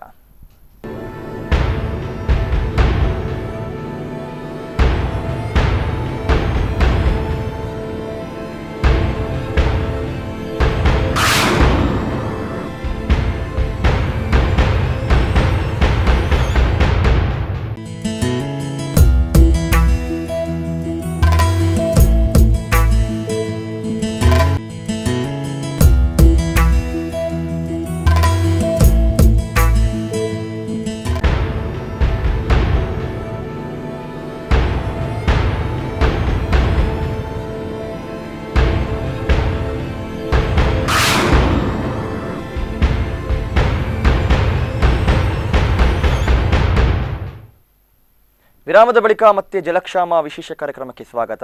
ಈಗಾಗಲೇ ನೀರಿನ ಅಭಾವದ ಕುರಿತಾಗಿ ನಾವು ಮಾತನಾಡ್ತಾ ಇದ್ವಿ. ಕೇವಲ ನಗರ ಭಾಗದ ಜನರಿಗಲ್ಲದೆ ಏನು ಗ್ರಾಮೀಣ ಭಾಗದ ಜನರು, ಕೃಷಿಕರು ಕೂಡ ಈ ಬಾರಿ ನೀರಿನ ಅಭಾವದಿಂದ ಬಳಲ್ತಾ ಇದ್ರು. ಎಲ್ಲೋ ಒಂದು ಕಡೆ ತಮ್ಮ ದೂರುಗಳನ್ನ ಅಳದನ್ನ ಹೇಳಿಕೊಳ್ತಾ ಇದ್ರು. ಇದರ ಕುರಿತಾಗಿ ಕೂಡ ನಾವು ಚರ್ಚೆಯನ್ನು ಮುಂದುವರಿಸ್ತೀವಿ. ರಮೇಶ್ ಕಾಂಚನ್ ಅವರೇ, ಎಲ್ಲೋ ಒಂದು ಕಡೆ ಈ ಬಾರಿಯ ನೀರಿನ ಅಭಾವ ಅನ್ನುವಂಥದ್ದು ಕೇವಲ ಕೃಷಿಕರಿಗೆ ಮಾತ್ರ ಸೀಮಿತ, ಬಡವರಿಗೆ ಮಾತ್ರ ಸೀಮಿತ, ಈ ರೀತಿ ಏನಾದರೂ ಆಗಿದೆಯಾ? ಯಾಕಂದ್ರೆ ನಗರದಲ್ಲಿರುವಂತಹ ಕಟ್ಟಡದ ಮಾಲೀಕರಿಗೆ ಇವರಿಗೆ ನೀರಿನ ಅಭಾವ ಕೇಳಿ ಬಂದಿಲ್ಲ, ಇದರ ಕುರಿತಾಗಿ ದೂರುಗಳು ಹೆಚ್ಚಾಗಿ ಬರ್ತಾ ಇಲ್ಲ. ಕೇವಲ ಬಡ ಜನರು, ಜನಸಾಮಾನ್ಯರಿಗೆ ಮಾತ್ರ ಈ ಬಾರಿ ಈ ಒಂದು ಪರಿಸ್ಥಿತಿ ಬಂದಿದೆ ಅನ್ನುವಂಥ ದೂರುಗಳು, ಮಾತುಗಳು ಕೇಳಿ ಬರ್ತಾ ಇದೆ. ಆ ಥರ ಏನಿಲ್ಲ. ಭಾಳಷ್ಟು ಫ್ಲ್ಯಾಟಿನವರು ನನಗೆ ಫೋನ್ ಮಾಡಿದರು, ನೀರಿಲ್ಲ. ಯಾಕಂದರೆ ಇಲ್ಲಿ ಏನಾಗಿದೆ ಅಂದರೆ ನಗರಸಭೆಯಿಂದ ಬರುವಂಥ ನೀರು ಬರ್ತಾ ಇತ್ತು, ಭಾಳಷ್ಟು ಖರ್ಚು ಮಾಡಲಿಕ್ಕೆ ನೀರು ಸಾಧ್ಯ ಇರಲಿಲ್ಲ. ಈ ಬಾರಿ ಸಡನ್ ಆಗಿ ನಗರಸಭೆಯಲ್ಲಿ ನೀರೇ ಕೊಡುವಂಥದ್ದು ಸ್ಟಾಪ್ ಆಯಿತು. ಸೊ ಭಾಳಷ್ಟು ಈಗ ಒಂದು ಬೇಸಿಗೆಗಾಲ, ಇನ್ನು ಎಲ್ಲ ಸಂಬಂಧಿಕರು ದೂರದೂರವರು ಅಜ್ಜಿ ಮನೆಗೆ ಅಲ್ಲಿಗೆ ಇಲ್ಲಿಗೆ ಬರುವಂಥದ್ದು, ಸೊ ಉಡುಪಿಗೆ ಬರುವಂಥದ್ದು, ಪ್ರವಾಸಿಗಳು ತುಂಬ ಮಲ್ಪೆ ಭಾಗಕ್ಕೆ ರಜೆದ ದಿನ ಇರುವ ಕಾರಣ ಎಲ್ಲರೂ ಬರುವಂಥದ್ದು. ಸೊ ನೀರಿನ ಬೇಡಿಕೆ ಕೂಡ ಜಾಸ್ತಿ ಇದೆ. ಇನ್ನೊಂದು ನಿಮ್ಗೆ ಹೇಳ್ತೇನೆ, ಬಟ್ ಈಗ ಒಂದು ವಾರದಲ್ಲಿ ಯಾರಿಗೂ ಕೂಡ ನೀರಿಲ್ಲ. ಆ 3 ದಿವಸಕ್ಕೊಮ್ಮೆ ಬರುವಂಥ ದಿನದಲ್ಲಿ ನಾನೇ ಸ್ವತಃ ನೋಡಿದ್ದೇನೆ, ಕೆಲವು ಮನೆಯಲ್ಲಿ ಟ್ಯಾಂಕಿ ಇಲ್ಲಿವರೆಗೆ ನೀರು ಫುಲ್ ಇರ್ತದೆ, ಆದರೂ ಸರ್ ನೀರೇ ಇಲ್ಲ. ನಾನು ಟ್ಯಾಂಕಿ ಹೋಗಿ ಹೀಗೆ ನೋಡ್ತೇನೆ, ಫುಲ್ ಇದೆ. ಮತ್ತು ಅವರಿಗೆ ತಂದಾಗ ನೀರು ಕೊಡಬಾರ್ದು ಅಂತೇಳಿ 100 ಲೀಟ್ರ್ 200 ಲೀಟ್ರ್ ಅಲ್ಲಿಗೆ ಹಾಕಿ ಬರುವಂಥದ್ದು ಕೂಡ ನೋಡಿದ್ದೇನೆ. ಸೊ ಇಲ್ಲಿ ಆ ರೀತಿ ಏನಿಲ್ಲ, ದೊಡ್ಡವರು ಬಡವರು ಆ ರೀತಿ ಇಲ್ಲ, ಎಲ್ರಿಗೂ ನೀರಿನ ಸಮಸ್ಯೆ ಭಾಳಷ್ಟು ಇದೆ. ಮತ್ತು ಹೋದ ವರ್ಷ ನೀರು ಕೂಡ ಏನು ಮಳೆಗಾಲ ಕೂಡ ಭಾಳಷ್ಟು ಬೇಗ ಹೋದ ಕಾರಣ ಭಾಳಷ್ಟು ನೀರಿನ ಸಮಸ್ಯೆ ಇದೆ. ದೊಡ್ಡವರು ಬಡವರು ಎಲ್ರಿಗೂ, ಕೃಷಿಕರಿಗೂ ದೊಡ್ಡವರಿಗೂ ಬಡವರಿಗೂ ಎಲ್ರಿಗೆ ಸಮಸ್ಯೆ ಆಗಿದೆ ಈ ಬಾರಿ. ನಿತ್ಯಾನಂದ ಒಳಕಡವರು, ಎಲ್ಲೋ ಒಂದು ಕಡೆ ಉಡುಪಿಯಲ್ಲಿ ಈ ಬಾರಿ ಕಟ್ಟಡಗಳು ಜಾಸ್ತಿ ಆದವು, ಈ ರೀತಿಯಾಗಿ ನೀರಿನ ಅಭಾವ ಸೃಷ್ಟಿಯಾಯಿತು ಅನ್ನುವಂಥ ಮಾತಿದೆ. ಇದರ ಬಗ್ಗೆ ಏನು ಹೇಳ್ತೀರಾ? ಈಗ ಕಟ್ಟಡಗಳು ಈಗಾಗಲೇ ಏನಂತ ಪ್ರಶ್ನೆ ಅವರಿಗೆ ನಾನು ಕೇಳಿದೆ, ಹೇಳಿದ್ರೆ ಕಟ್ಟಡದ ಮಾಲೀಕರ ಕಡೆಯಿಂದ ಈ ರೀತಿಯ ದೂರುಗಳು ಹೆಚ್ಚಾಗಿ ಕೇಳಿ ಬರ್ತಾ ಇಲ್ಲ. ಕೇಳಿ ಬರ್ತಿಲ್ಲ ಅಂತ ಹೇಳಿದ್ರೆ ಅವರ ಎಲ್ಲ ಕಟ್ಟಡಗಳಲ್ಲಿ ಬೋರ್ ಇದೆ. ಬೋರ್ ಮಾಡಿದರೆ ಹತ್ತಿರ ಸಮೀಪದ ಬಾವಿಗಳೆಲ್ಲ ಹೋಯ್ತಂತ ಲೆಕ್ಕ. ಏನು ಅದಕ್ಕೆ ನೀರು, ಹಾಗಾಗಿ ಇಲ್ಲಿ ಸ್ವಲ್ಪ ಬಾವಿಯಲ್ಲಿ ನೀರಿನ ಕೊರತೆ ಕಂಡು ಬಂದದ್ದು ಹಾಗೆ. ಯಾಕಂತ ಹೇಳಿದರೆ ಒಂದೊಂದು ಕಡೆಯಲ್ಲಿ 7-8 ಬೋರ್ ಉಂಟು. ಆ 7-8 ಬೋರ್ ಆದರೆ ಸುತ್ತಮುತ್ತಲಿ ಬಾವಿಯಲ್ಲಿ ಎಲ್ಲ ಬಾವಿಯ ನೀರನ್ನು ಅದನ್ನು ಅಲ್ಲಿ ಹೋಗೇ ಬಿಡ್ತದೆ. ಹಾಗಿರುವಾಗ ಅದರಲ್ಲಿ ಕೂಡ ತೊಂದರೆ ಬರ್ಬೋದು. ಫ್ಲಾಟಿನವರಿಗೆ ಏನು ತೊಂದರೆ ಇಲ್ಲ ಈಗ ಇಷ್ಟವರೆಗೆ. ಕರೆಯನ್ನು ಸ್ವೀಕರಿಸೋಣ. ನಮಸ್ತೆ. ನಮಸ್ಕಾರ ಸರ್, ನಿಮ್ಮ ಹೆಸರು ಎಲ್ಲಿಂದ ಕರೆ ಮಾಡ್ತಾ ಇದ್ದೀರಾ? ಎಸ್, ಕಾರ್ಯಕ್ರಮದ ಕುರಿತಾಗಿ ನಿಮ್ಮ ಅಭಿಪ್ರಾಯವನ್ನು ವ್ಯಕ್ತಪಡಿಸಬಹುದು ಸರ್. ಈಗಾಗಲೇ ನೀರಿನ ಅಭಾವ ಅನ್ನುವಂಥದ್ದು ಎದ್ದು ಕಾಣಿಸ್ತಾ ಇದೆ, ಇದರ ಕುರಿತಾಗಿ ನಿಮ್ಮ ಅಭಿಪ್ರಾಯ ಏನು ಸರ್?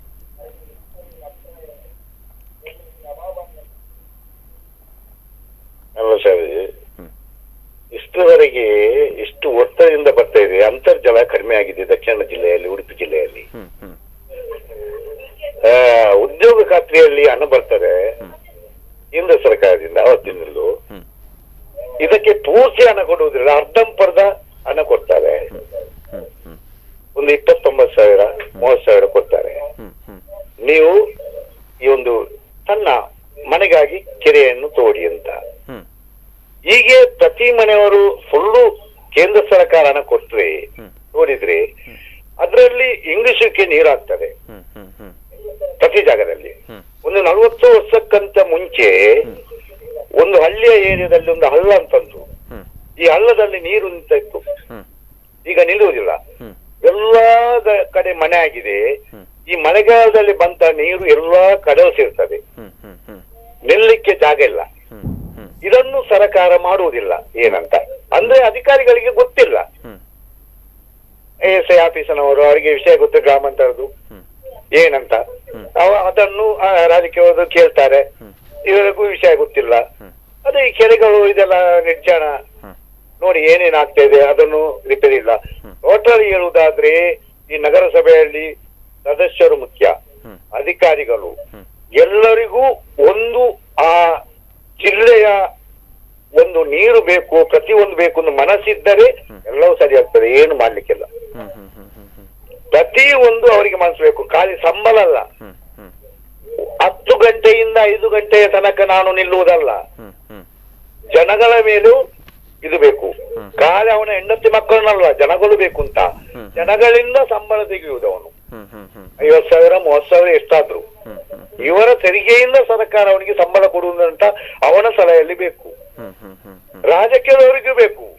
ಪರ್ಸೆಂಟೇಜ್ ಎಷ್ಟು ಸಿಗ್ತದೆ, ನಾವು ರಾಜಕೀಯ ಮಾಡುವುದು ಹೇಗೆ, ಕೋಟಿಗಟ್ಟಲೆ ಮಾಡುವುದು ಹೇಗೆ, ಕೋಟಿಗಟ್ಟಲೆ ಖರ್ಚು ಮಾಡುವುದು ಎಲ್ಲಿಂದ, ಜನಗಳ ತೆರಿಗೆಯಿಂದ, ಅದು ಅವನಿಗೂ ಬೇಕು. ಅದೇ ಅದು ಎಲ್ಲ ಇದ್ರೆ ಎಲ್ಲ ಸರಿ ಆಗ್ತದೆ. ಹೇಳಲಿಕ್ಕಿಲ್ಲ, ಅಲ್ಲ ಇದಾಗಿದೆ ಅದಾಗಿದೆ ಹೇಳಲಿಕ್ಕೇನಿಲ್ಲ. ಪ್ರತಿಯೊಂದಕ್ಕೂ ಅವರು ರಾಜಕೀಯ ಮತ್ತು ಅಧಿಕಾರಿ ವರ್ಗ, ಯಾವಾಗಲೂ ಹೇಳ್ತಾ ಇದ್ದೇನೆ ನಾನು, ರಾಜಕೀಯ ಮತ್ತು ಅಧಿಕಾರಿ ವರ್ಗ ಇವರಿಗೆ ಮನಸ್ಸಿದ್ದಾರೆ. ನಮ್ಮ ಜಿಲ್ಲೆ ಅಂದ್ರೆ ಅವರಿಗೆ ಮನಸ್ಸಿಲ್ಲ. ಯಾಕೆ ಗೊತ್ತಾ, ಇವರಿಗಾದ್ರೆ 62 ವರ್ಷ ಉಂಟು, ಬೇರೆ ಬೇರೆ ಕಡೆಗೆ ಹೋಗ್ತಾರೆ. ಇವರಿಗೆ 5 ವರ್ಷ ಅಲ್ವಾ ರಾಜಕೀಯದವರಿಗೆ, ಯಾವ ಪಕ್ಷ ಆದ್ರು. ಅಂದ್ರೆ ಮುಂಚೆ ಇದಿತ್ತು ನಮ್ಮ ಹಳ್ಳಿ ಪ್ರದೇಶದಲ್ಲಿ ಎಲ್ಲ, ಎಂತ ಗೇಣಿಗೆ ಅಂತ, ಗೇಣಿ ಅಂದ್ರೆ 1 ವರ್ಷ ಮಾತ್ರ. ಆಗ ಗೊಬ್ಬರ, ಸಾವಯವ ಗೊಬ್ಬರ ಹಾಕುದಿಲ್ಲ ಅವರು, ಈ ವೈಜ್ಞಾನಿಕ ಗೊಬ್ಬರ ಹಾಕುದು. ಒಮ್ಮೆ ಬರ್ಲಿ ಅಂತ, ಒಮ್ಮೆ ಬಂದ್ರೆ ಹಾಕು ಭತ್ತ, ಮತ್ತೊಂದು ವರ್ಷ ಅವನಿಗೆ ಸಿಗುವುದಂತ ಗ್ಯಾರಂಟಿ ಇಲ್ಲ, ಮತ್ತೊಬ್ಬರಿಗೆ ಕೊಡ್ತಾನೆ ಅವನು. ಹೌದು ಸರ್, ಹೌದು. ಎಲ್ಲೋ ಒಂದು ಕಡೆ ರಾಜಕೀಯ ಆಗಿದೆ. ಎಸ್ ಎಲ್ಲೋ ಒಂದು ಕಡೆ ಈ ವರ್ಷದ ಒಂದು ವಿಚಾರವನ್ನ ನೋಡೋದಾದ್ರೆ ಸಾಕಷ್ಟು ರೀತಿಯ ತೊಂದರೆಗಳು ಆಗ್ತಾ ಇದೆ. ಜನಸಾಮಾನ್ಯರಿಗೂ ಕೂಡ ಪರದಾಡುವಂತ ಒಂದು ಸ್ಥಿತಿ ಕೂಡ ನಿರ್ಮಾಣವಾಗಿದೆ. ಇದರ ಕುರಿತಾಗಿ ನಾವು ಮಾತನಾಡ್ತಾ ಇದ್ವಿ. ಎಸ್, ಕಾರ್ಯಕ್ರಮವನ್ನು ಮುಂದುವರಿಸಿ. ಧನ್ಯವಾದ ಸರ್ ಕರೆ ಮಾಡಿದ್ದಕ್ಕೆ. ಎಸ್ ಸರ್, ಈಗಾಗಲೇ ಹೇಳಿದ ಹಾಗೆ ನಿತ್ಯಾನಂದ ಒಳಕಾಡವರೇ, ನಾವು ವೀಕ್ಷಕರು ಕೂಡ ಕರೆ ಮಾಡಿದ್ರು. ಇನ್ನೊಂದು ವಿಚಾರವಾಗಿ ನಾವು ಮಾತನಾಡ್ತಾ ಇದ್ವಿ. ಅಂತರ್ಜಲ ಮಟ್ಟ ಅನ್ನುವಂಥದ್ದು ಕುಸಿದಿದೆ. ನಗರ ಪ್ರದೇಶಕ್ಕೆ ಸಂಬಂಧಪಟ್ಟ ಹಾಗೆ ಉಡುಪಿ ಭಾಗದಲ್ಲಿ ಅಂತರ್ಜಲ ಮಟ್ಟ ಅನ್ನುವಂಥದ್ದು ಕುಸಿದಿದೆ. ಇದಕ್ಕೆ ಏನು ಕಾರಣ ಆಗಿರ್ಬೋದು? ಬೋರ್ಗಳು ಹೆಚ್ಚಾಗಿವೆ, ಕೆರೆ ಅಭಿವೃದ್ಧಿ ಮಾಡಬೇಕು, ಇಂಗುಗುಂಡಿ ಮಾಡಬೇಕು, ಬೇಕಾಗೋದು ವ್ಯವಸ್ಥೆ ಇದೆ. ಈಗ ಕೆರೆಗಳನ್ನು ಅಭಿವೃದ್ಧಿ ಮಾಡಿದ್ರೆ ಅದರಲ್ಲಿಯೂ ಕೂಡ ಬಹಳಷ್ಟು ನೀರು ಬರುವ ಸಾಧ್ಯತೆ ಉಂಟು.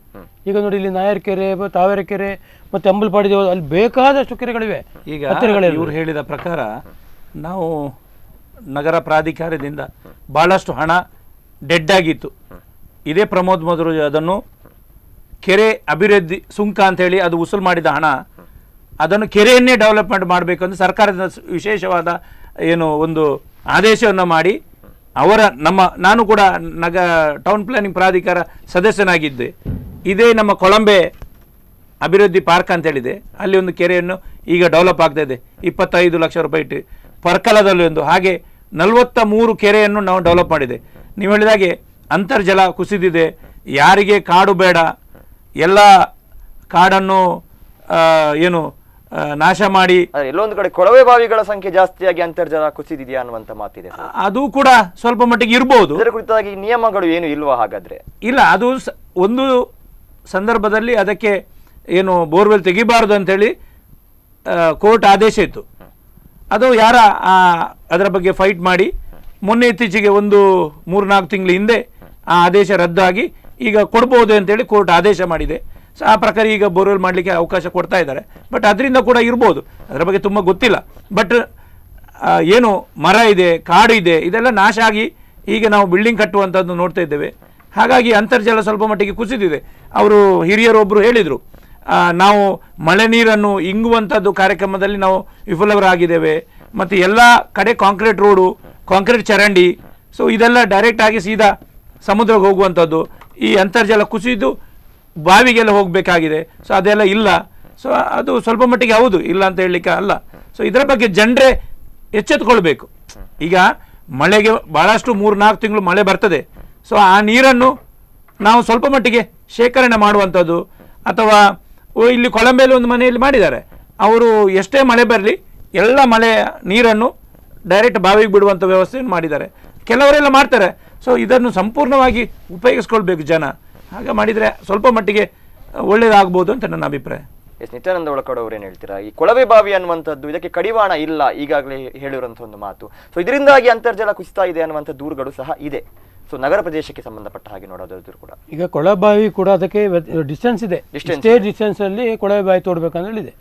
ಇಲ್ಲೊಂದು ಒಂದು ಬಾವಿಯಿಂದ ಒಂದು ಬಾವಿಗೆ ಅಂತರ ಇಷ್ಟ ಅಂತ ಹೇಳಿ ಇದೆ. ಅಷ್ಟಿದ್ರೆ ಮಾತ್ರ ಮಾಡ್ಲಿಕ್ಕೆ ಅವಕಾಶ. ಟಾಯ್ಲೆಟ್ ಪಿಟ್ಟಿಗೆ ಎಷ್ಟು ಅಂತರ ಕೊಡ್ತಾರೆ, ಟಾಯ್ಲೆಟ್ ಪಿಟ್ಟಿಗೂ ಕೂಡ ಬಾವಿಗೆ ಇದಿದೆ. ಹಾಗೆ ಬೋರು ಕೂಡ ಬಾವಿ ಕೂಡ ವ್ಯತ್ಯಾಸ ಅಂತರದಲ್ಲಿ ಅದನ್ನು ತೋಡ್ಬೇಕಂದ್ರೆ ಈಗ ಯಾರು ತೋಡ್ತಾರೆ? ಈಗ ಯಾರು ತೋಡಿದೆ? ಎಲ್ಲಿ ಬಾವಿಸೋದು ನೋಡೋದೇ ಇಲ್ಲ. ನನಗೆ ಒಟ್ಟರೆ ನನ್ನ ಬಿಲ್ಡಿಂಗಿಗೆ ನೀರು ಬರಬೇಕು, ಅದು ಯಾವ ರೀತಿ ಬೇಕಾದ್ರೆ ಇರಲಿ. ಯಾರೋ ಒಂದು ಆಕ್ಷೇಪ ಹಾಕಿದರೆ ಅದೇನೋ ಒಂದೇ ಮಾಡ್ಬೋದು, ಒಂದು ನಿಲ್ಬೋದು ಅಷ್ಟೇ ವಿನ. ಇಲ್ಲದ್ರೆ ತೋಡದೆ ಅದಕ್ಕೆ ನಿಮ್ಮ ಬಾವಿ ಹತ್ತಿರ ಬಾವಿ ಬೇಕು, ಯಾರು ಅಧಿಕಾರಿಯವರು ಕೇಳೋದಿಲ್ಲ. ಆದ ನಂತರ ಏನು ಮಾಡ್ಲಿಕ್ಕೆ ಆಗ್ತದೆ? ಏನು ಮಾಡ್ಲಿಕ್ಕೆ ಆಗೋದಿಲ್ಲ. ಆಗೋ ಮೊದಲು ಆಲೋಚನೆ ಮಾಡೋದಿಲ್ಲ ಯಾರು. ಎಸ್, ರಮೇಶ್ ಕಾಂಚನ್ ಅವರೇ, ಒಬ್ಬ ಸಾರ್ವಜನಿಕರ ಒಂದು ಪ್ರಶ್ನೆ ಏನು ಅಂದ್ರೆ, ನಗರಸಭೆ ಅನ್ನುವಂಥದ್ದು ಪೂರ್ಣ ರೀತಿಯಲ್ಲಿ ಫಾರ್ಮೇಶನ್ ಆಗಿಲ್ಲ. ಸೊ ಇದು ನನ್ನ ಜವಾಬ್ದಾರಿ ಅಲ್ಲ, ಇದು ಅವರ ಜವಾಬ್ದಾರಿ ಅಂತ ಇನ್ನೊಬ್ಬರ ಮೇಲೆ ಬೆರಳನ್ನ ತೋರಿಸ್ತಾ ಇದ್ದಾರೆ. ಸೊ ಅಂತಿಮವಾಗಿ ಇದಕ್ಕೆ ಪೂರ್ಣ ವಿರಾಮ ಅನ್ನುವಂಥದ್ದು ಯಾವಾಗ ಸಿಗುತ್ತೆ ಈ ಒಂದು ಸಮಸ್ಯೆ? ಈಗ ಎಲ್ಲರೂ ಪಕ್ಷ ಭೇದ ಮರೆತು ಜನರಿಗೆ, ಉಡುಪಿಯ ಜನರಿಗೆ ನೋಡಿ ಬಹಳ ಬೇಜಾರು ನನಗೆ. ಒಂದು ರೀತಿಯಲ್ಲಿ ಉಡುಪಿಯ ಜನ ಏನು ತಪ್ಪು ಮಾಡಿದ್ದಾರೆ?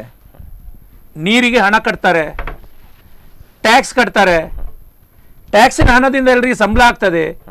ಸೊ ಉಡುಪಿಯ ಜನ ಏನು ತಪ್ಪು ಮಾಡಿದ್ದಾರೆ ಕೇಳೋದು ನಾನು ಸಮೇತ, ನಾನು ಅಥವಾ ಎಲ್ಲ ಯಾರೆಲ್ಲ ಜನಪ್ರತಿನಿಧಿಗಳಿದ್ದಾರೆ, ಎಲ್ರಿಗೆ ಒಂದೇ ಮನಸ್ಸಿನಿಂದ ಎಲ್ಲ ಅಧಿಕಾರಿಗಳಿಗೆ ಒತ್ತಡ ಹಾಕಿ ಜನರಿಗೆ ನೀರು ಕೊಡುವಂಥ ಕೆಲಸವನ್ನು ನಾವೆಲ್ಲರೂ ಸೇರಿ ಮಾಡಬೇಕು. ಅದರಲ್ಲಿ ಸ್ವಲ್ಪ ಮಟ್ಟಿಗೆ ನಾವೆಲ್ಲ ವಿಫಲರಾಗಿದ್ದೇವೆ ಅಂತ ಹೇಳಿದ್ರು ತಪ್ಪಾಗಲಿಕ್ಕಿಲ್ಲ. ಯಾಕೆಂದರೆ DC ಮೇಡಮ್ ಅವರು ಭಾಳ ಹೊಸಬರು ಇಲ್ಲಿ ಉಡುಪಿಗೆ. ಅದೇ ರೀತಿ ನಮ್ಮ ಪೌರಾಯುಕ್ತರು ಹೊಸಬರು.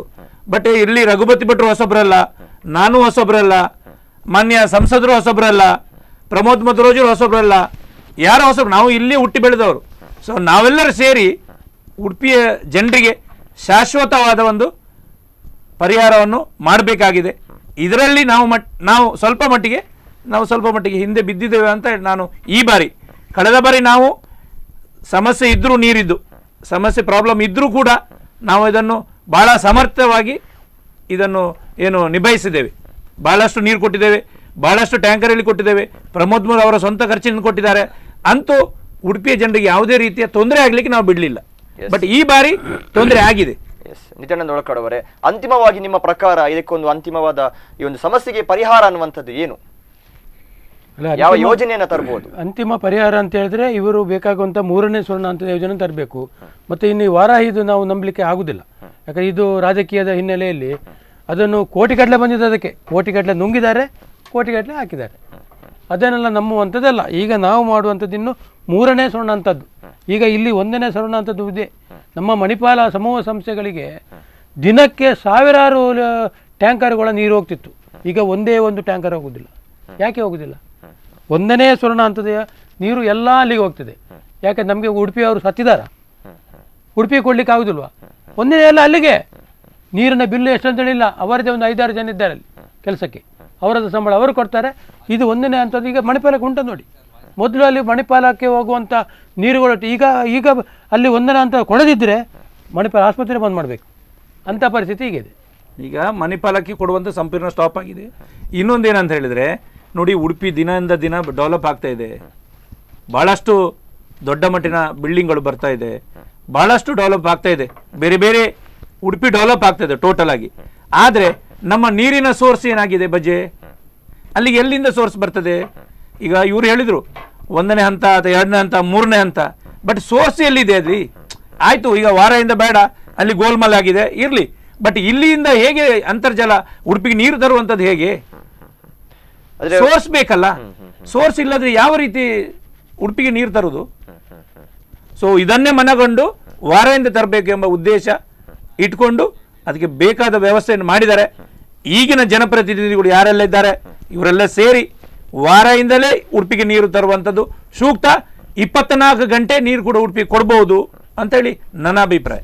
ಎಸ್, ಧನ್ಯವಾದ ಇಬ್ಬರಿಗೂ ಸಹ ಕಾರ್ಯಕ್ರಮಕ್ಕೆ ಬಂದು ತಮ್ಮ ಅಭಿಪ್ರಾಯಗಳನ್ನು ವ್ಯಕ್ತಪಡಿಸಿ ಜನಸಾಮಾನ್ಯರಿಗೆ ಮಾಹಿತಿಯನ್ನು ನೀಡಿದ್ದಕ್ಕೆ ಧನ್ಯವಾದಗಳು ಸರ್. ಧನ್ಯವಾದ. ಎಸ್, ಈಗಾಗಲೇ ಸಾಕಷ್ಟು ಚರ್ಚೆಗಳನ್ನು ನಾವು ಮಾಡಿದ್ವಿ. ಎಲ್ಲೋ ಒಂದು ಕಡೆ ಯಾವುದೇ ಚರ್ಚೆಗಳನ್ನು ಮಾಡಿದರೂ ಸಹ ಜನರು ಕಷ್ಟವನ್ನು ಪಡ್ತಾ ಇದ್ದಾರೆ. ಕೊಡಪಾನಗಳನ್ನು ಹಿಡಿದುಕೊಂಡು ಸರತಿ ಸಾಲಿನಲ್ಲಿ ನಿಂತು ನೀರಿಗಾಗಿ ಪರದಾಡ್ತಾ ಇದ್ದಾರೆ. ಸೊ ಇದಕ್ಕೆ ಒಂದು ಅಂತಿಮವಾಗಿ ಈ ಒಂದು ಸಮಸ್ಯೆಗೆ ಪರಿಹಾರವನ್ನು ಕಂಡುಕೊಳ್ಳುವಂಥದ್ದು ಸಾಕಷ್ಟು ಅಗತ್ಯವಾಗಿದೆ. ಹಾಗೂ ಎಲ್ಲರಿಗೂ ಕೂಡ ನ್ಯಾಯಯುತವಾಗಿ ಈ ಒಂದು ಸಮಸ್ಯೆಗೆ ಪರಿಹಾರವನ್ನು ನೀಡಬೇಕು. ಯಾರಿಗೂ ಕೂಡ ಇದರಿಂದ ಮೋಸ ಆಗಬಾರ್ದು. ಕೃಷಿಕರಾಗಿರ್ಬೋದು ಅಥವಾ ಯಾವುದೇ ಜನಸಾಮಾನ್ಯರು ಕೂಡ ಇದರಿಂದ ತೊಂದರೆಯನ್ನು ಅನುಭವಿಸಬಾರ್ದು. ಮುಂಬರುವ ದಿನಗಳಲ್ಲಾದರೂ ಕೂಡ ಇದರ ಕುರಿತಾಗಿ ಗಂಭೀರವಾದ ಕ್ರಮಗಳನ್ನು ಕೈಗೊಳ್ಳುವಂಥದ್ದು ಸಾಕಷ್ಟು ಅಗತ್ಯವಾಗಿರುವಂಥದ್ದು. ಸೊ ಇದಾಗಿರುತ್ತೆ ಈ ಹೊತ್ತಿನ ವಿಶೇಷ. ನಿರಂತರ ಸುದ್ದಿ ಮತ್ತು ಮನೋರಂಜನೆಗಾಗಿ ನೋಡ್ತಾ ಇರಿ ಸ್ಪಂದನ.